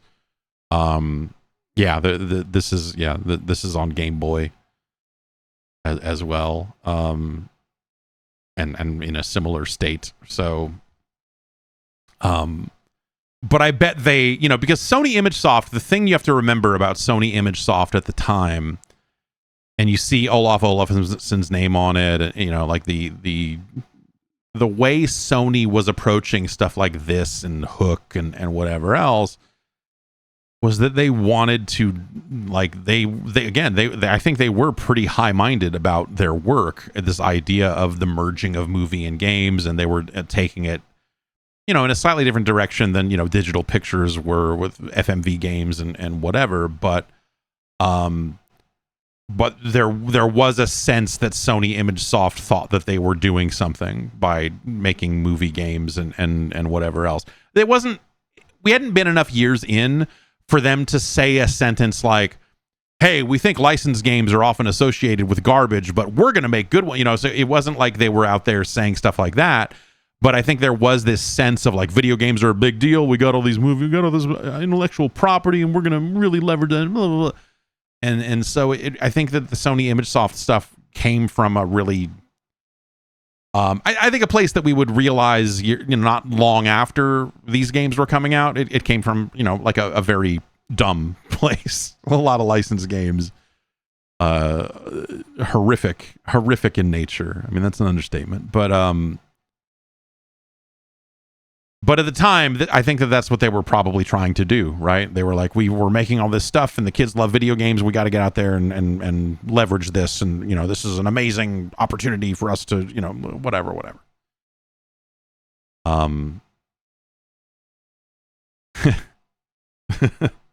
Boy, oh boy, what a game! And apparently, I finished it, which is fun. That game, I wish that game had retro achievements.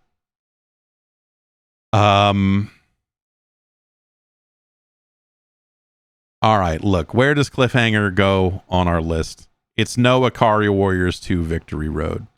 What are the things in the benefit of Cliffhanger? What are the positive things you would say about Cliffhanger? You would say you can snowboard on that dude. It at least seems like something that is following the events of a film, and so, you know, that's something. It feels like it is making references to the movie. You're burning money to stay warm. You're visiting the memorial shack. I have not seen Cliffhanger in, well, 40, you know, I don't know, however many years, 30 years, at least. And I didn't much care for it then. So, and I don't really remember much at all about it. So,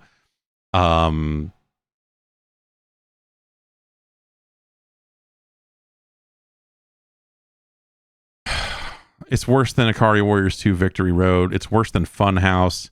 Funhouse, obviously, not as good as Cliffhanger when it comes to, you know, representing the original licensed property. I think this game does a bad job of only having one photo of Sylvester Stallone at their disposal. I think that's a negative. There's so much more they could have used. I think the action is terrible. I think a lot of the character movement is really awful. The controls are complicated. Like I said, the controls are complicated in a way that makes you think that they looked at something like Prince of Persia or Flashback, but they didn't go anywhere close to that far for this. It really, you know, you literally don't hang from a cliff in this like you do in those games. But there is something deliberate out of the movement and holding up to run and making these longer kind of jumps, and the shitty kind of lethargic momentum that a lot of your movement has. feels like someone sat down, looked at a much better game like Prince of Persia, and then made a way worse thing. And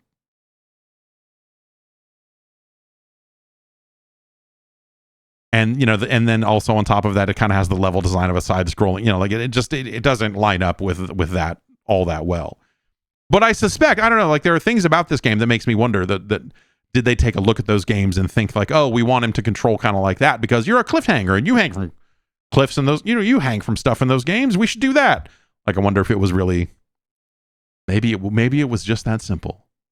Or maybe I'm putting more thought into this NES/Game Boy version of Cliffhanger than anyone ever has, and maybe it's not worth it because, again, this is a game that largely existed on 16-bit platforms. So, this is 93. So this is kind of if there was going to be a version of this game that was really, really, really shit out, this would be the one, right?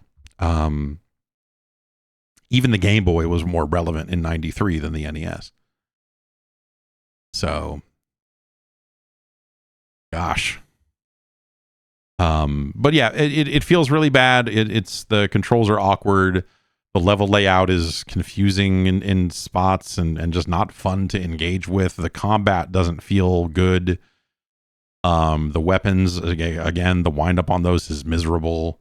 The mountains in the background look terrible. Like a lot of this game looks like it fell right out of a Game Boy, and they threw a palette on it and went, all right, cool. Disgustingly so. It makes me want to play the Game Boy version a little bit now just to see how directly it is. Kind of like 2 songs in the entire game. One for the climbing vertically levels and one for the rest of the game. And there you have it. It's no Cobra Command. It's no Platoon. Thunderbirds is a better game. Hudson Hawk is a better game. Star Wars is a better game. WCW World Championship Wrestling is a better game. You would be better off with a copy of American Gladiators. Akari 3 The Rescue, better game.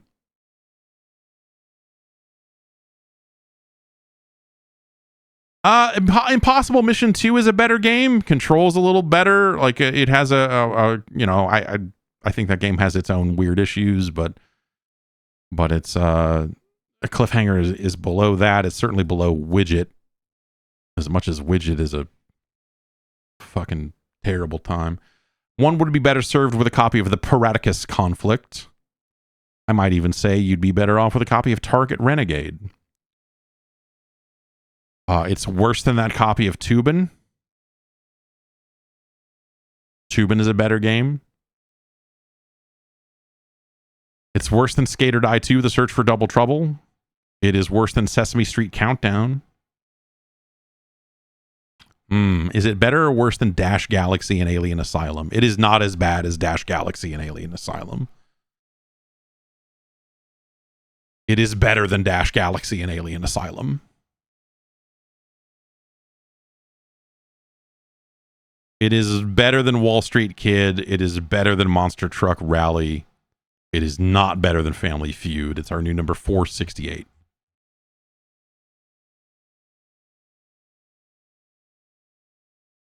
I always thought of Cliffhanger as a Sega CD game because it felt like, again, a lot of these Sony ImageSoft like push, the way that they were kind of positioning themselves at the time, there was this aspect of like, oh, the compact disc technology enables us to really have truly cinematic experiences, and with our lever, and movie, blah blah blah blah blah. And it felt like Sony ImageSoft was, largely. I largely think of them as a Sega CD publisher. I know they certainly did more than that, but that is how I think of them. And there you have it, Cliffhanger, our new number 468.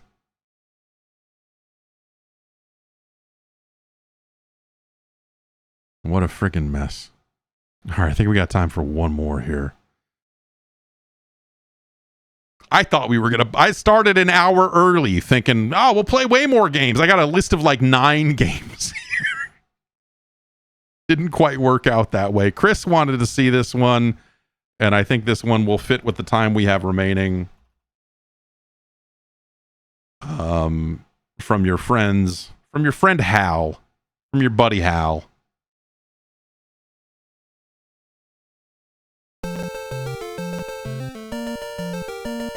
Here we have Millipede.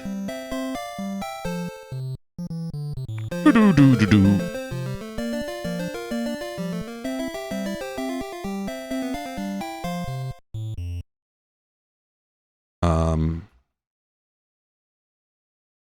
The sequel to Centipede. Millipede adds DDT bombs. It also adds a gray box to let you know exactly where your domain is. There are a handful of new enemies. In arcades, it was a trackball game, just like Centipede was. And just like a lot of these Atari ports, a lot of these other Atari ports that made their way over here from HAL, this game came out way later than it probably should have.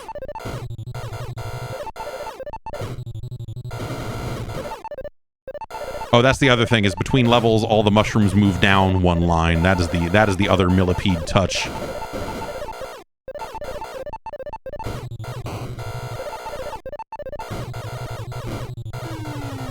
The fleas will spawn when there are not enough mushrooms. Oh, and these guys will come. Millipede also has this,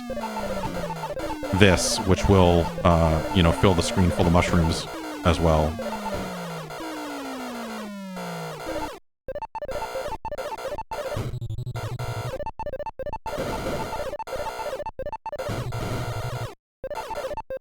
I'll say this seems easier than actual Millipede.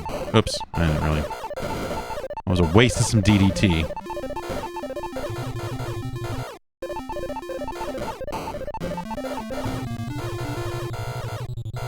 Oops.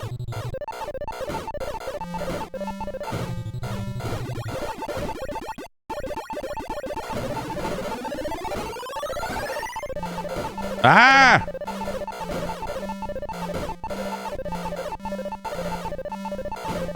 This is so much slower than the actual game. 2 spiders. That's chaos right there. Ah! Also a better noise when you die. This is like a decent representation of the original game.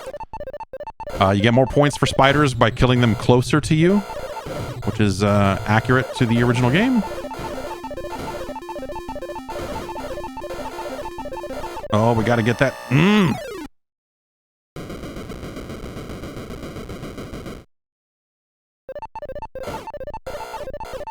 A decent representation of the spider noise.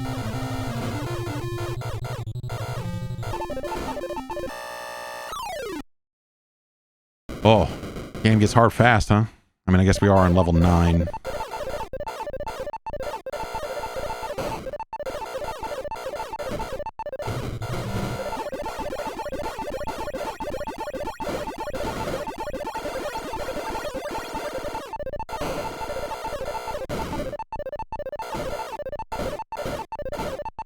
It's just a lot of shit happening, dude.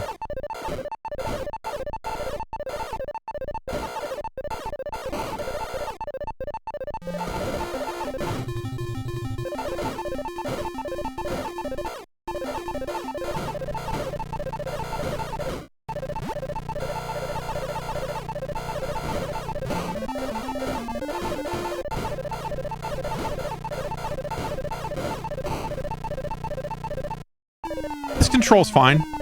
Again, you know, like these games are trackball games, and you kind of think of them as much higher speed affairs, but they have slowed a lot of the game down in a way that, well, I don't know. Like sometimes it seems a little too slow, but and it does seem like the game speed is a little uneven depending on what's happening on screen.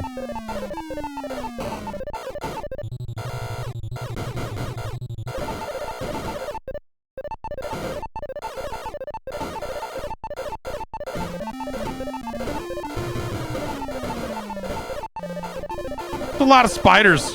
There's a lot happening right now. Oh my gosh.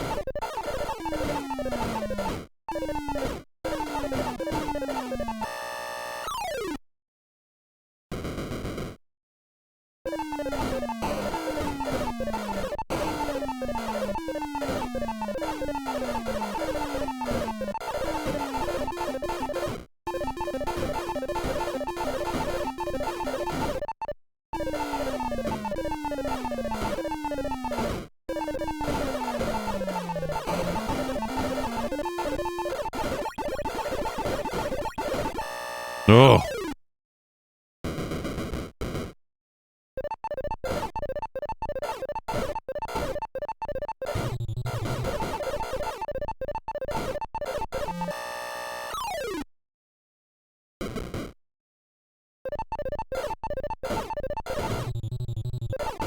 Three spiders is a lot of spiders. Original Centipede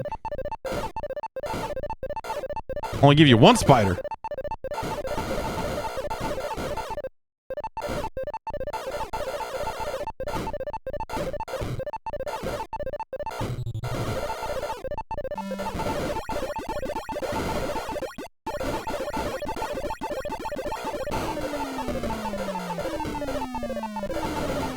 Ah.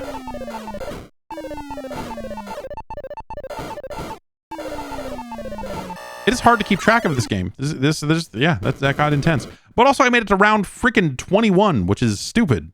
I don't think I've ever had a game of Centipede on any platform that made it to level freaking 20. That's a lot. This is okay.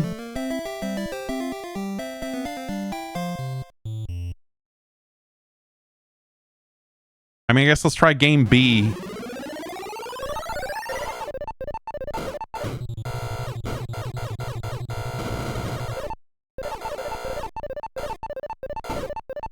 It doesn't seem dramatically faster, I guess, but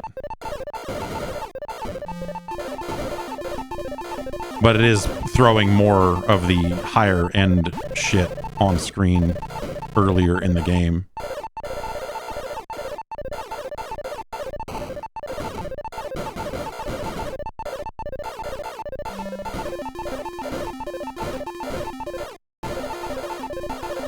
I was like okay at Centipede, but I was terrible at Millipede.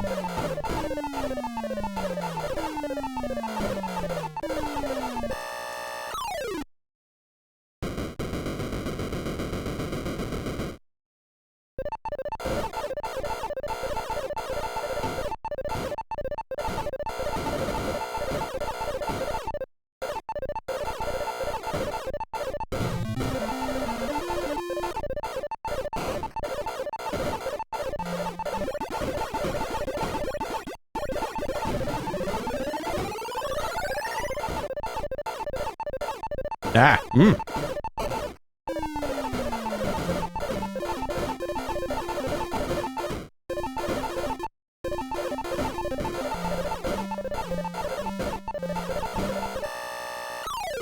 It's intense.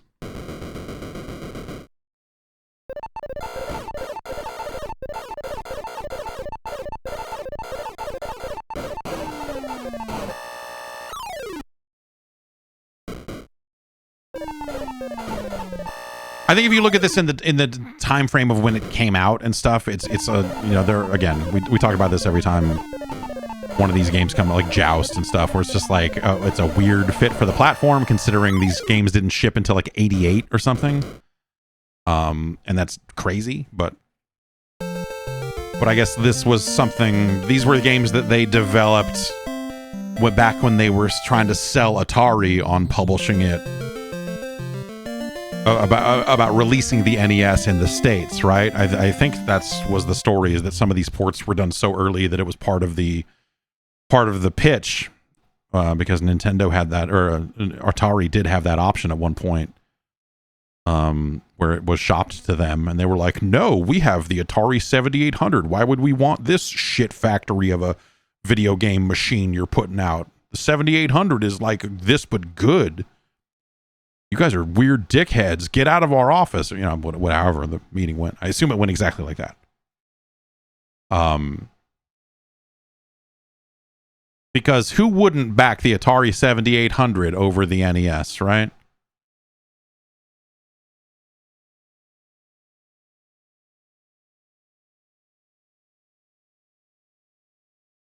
A platform where they sat down and said, hey, what if we I mean, yeah, we could make these games look better, but also what if we didn't make the sound any better at all than the 2600?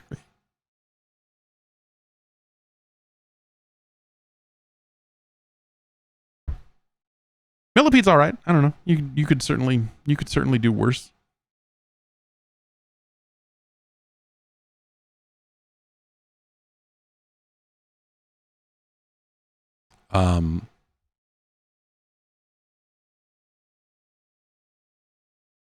That's a pretty good version of Millipede. I don't know. Like I think there are, when you think about different home ports of Millipede and Centipede, different home versions of that, I think you end up with a really wide range of quality. Like, it's really all over the place. There are some pretty bad versions of it. A lot of it just comes down to tuning it for a joystick over a trackball. You know, that's sort of the big difference. I think Hal did a really good job here of adapting Millipede to a standard controller. A lot of the game speed gets adjusted down in a lot of cases. But it picks up in a way, like, it doesn't feel necessarily less intense as a result of those speed changes. It still kind of has some juice. The stutter, whenever you shoot, was it like the ladybugs or or whatever it is that makes them between levels, but also you can shoot those little crawly dudes in this Millipede game, that makes the mushrooms all drop down a level. The hesitation there, the way the game kind of seizes up just to redraw all those mushrooms is the shits. That's something that happened to a much lesser degree in the arcade version of the game, because it also had that same mechanic, and it was not always the smoothest process, but it was smoother than that. That is probably the one thing I would look at here and go, like, this seems like it could have been done better, or something could have been done differently here. But ultimately, I think this is a pretty successful version of Millipede. I don't, again, that's not a huge, massively impressive task. Hal did pull it off here, much to the same degree they pulled off Joust and Defender 2. Defender 2. And so, it is a game that I do think is largely successful at doing the thing they wanted it to do, but that's inherently kind of not the most exciting thing out there. It's a better game than Cliffhanger. It is better than Raid on Bungling Bay. It's better than Breakthrough.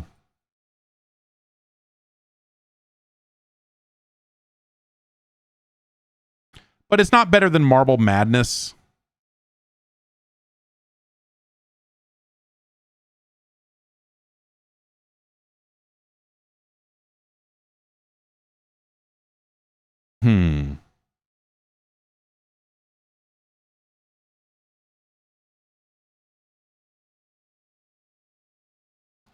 Talking trackball games. I think they did an okay job converting the trackball action of Marble Madness over for the NES also. It's just that, that's a game that I do think loses something in the translation. There are a lot of versions of Marble Madness out there that don't use a trackball, but the trackball was the thing that made that game cool, and so bringing it home in any capacity, you're kind of just missing the point. It's sort of Crystal Castles is sort of in the same boat there. That Crystal Castles was not released on the NES, but as a trackball game, Crystal Castles is great because it's chaotic. The movement is meant to be a little chaotic in that game. It's meant to be, you're a little all over the place. You're jumping over the trees. You're you're getting the last gem or not, you know, and it's meant to be kind of all over the place. The minute you take the trackball out of it, Crystal Castles becomes a much more methodical game and slower in a way that really robs it of what it originally was. And I think Bentley Bear deserves better, to be honest. It's neither here nor there. I just like Bentley Bear. I just love Crystal Castles. I love the look of Crystal Castles. It has a bunch of warp zones in it. I remember buying a magazine that laid out all the warps in Crystal Castles. It was fucking crazy. I think Millipede is better than 1942. Like, it's, you know, 1942 has a little bit more going on, but just production wise, Millipede is a better game. But like, we're really talking about something in here. It's no Rainbow Islands. It's no Hudson's Adventure Island. Yo Noid is a better game. But Millipede is better than Image Fight. It's our new number 325.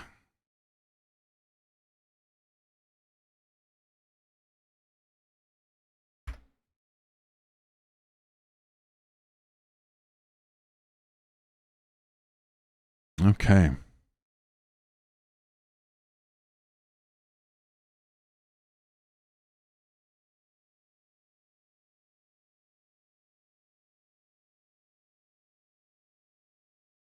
And there you have it. Millipede. All the big hits ranked today. Millipede, Thunderbirds. There were some other games in there somewhere. I don't remember what those ones were. Congratulations to Cliffhanger. Congratulations to Zelda II, The Adventure of Link, for cracking the top 5. That's, again, this is where you know it's science, because if you were asking me in my heart of hearts to rank these games, I would put The Adventure of Link above Mega Man 2. I don't think Mega Man 2 would be number 1. I don't think Zelda 2 would go above Bionic Commando. Bionic Commando, man. I was watching a tool-assisted speed run on twitch.tv of the Game Boy version of Bionic Commando. And that's a weird version of that game. Like, I remember the Game Boy Color version and how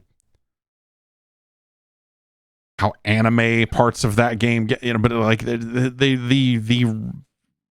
reissues of that game they did on handhelds are really strange. And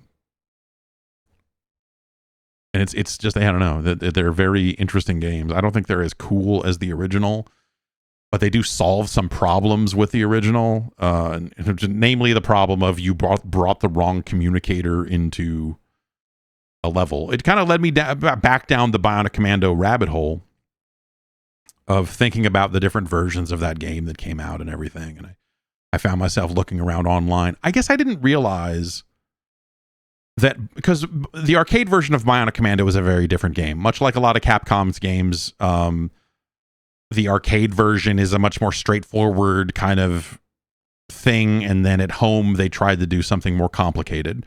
And so Bionic Commando in arcades is just a straightforward round-based do your thing, and then at home it's a much more serious endeavor. Much like Strider, the arcade version is child's play. It's for idiots and weirdos, but the NES version is the thinking man's Strider.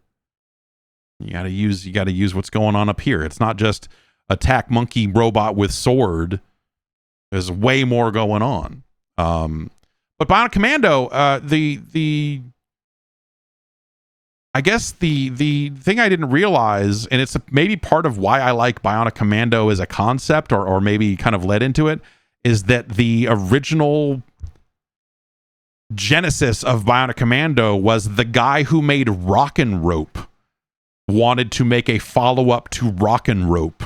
And so Bionic Commando is the much more action-y, combat-y sequel. It's like spiritual successor to Rockin' Rope, the Konami arcade classic.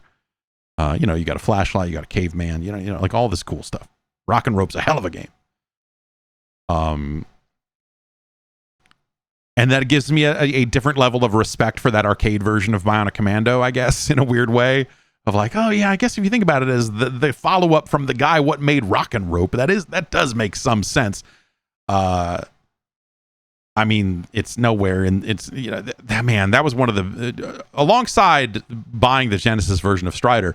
One of my greatest regrets was buying the Commodore 64 version of Bionic Commando, because I didn't know that arcade game existed, much like with Strider. The first version I played was the NES version, and so I was like, oh man, they put Bionic Commando on the Commodore 64. I love that game. Let's get that game. And I bought it. One of the few C64 games I purchased for $4. Brought it home, and it was like this shitty arcade game. And I was like, oh my god. And it's also not a great version of that game. But man, what a bummer. What a bummer that arcade version is in comparison to just the grandeur of the NES version of Bionic Commando. Bionic Commando Rearmed, you can't really play it anymore legally. Legally. Doesn't run on a Steam Deck. I thought maybe that would be the workaround, but it does not run on. I could not get it to run on this PC. It tries to install PhysX, which is funny because you can't. Modern GPUs can't handle PhysX anymore, but I don't think that was I think there's maybe a larger issue than that. But anyway, that's neither here nor there. We'll be back next week. Maybe we'll do another 100 episodes of this. I don't think so. I don't think it'll take.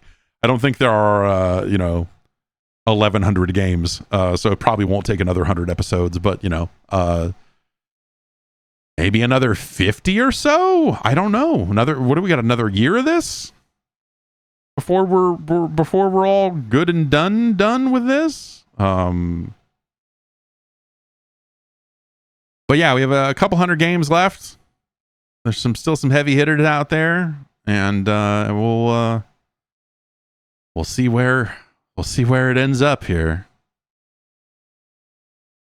Got a new game in the top 10, so that's cool. Be back next Friday with more of that. Of course, Tuesday for the podcast and all that. And I'll see you soon.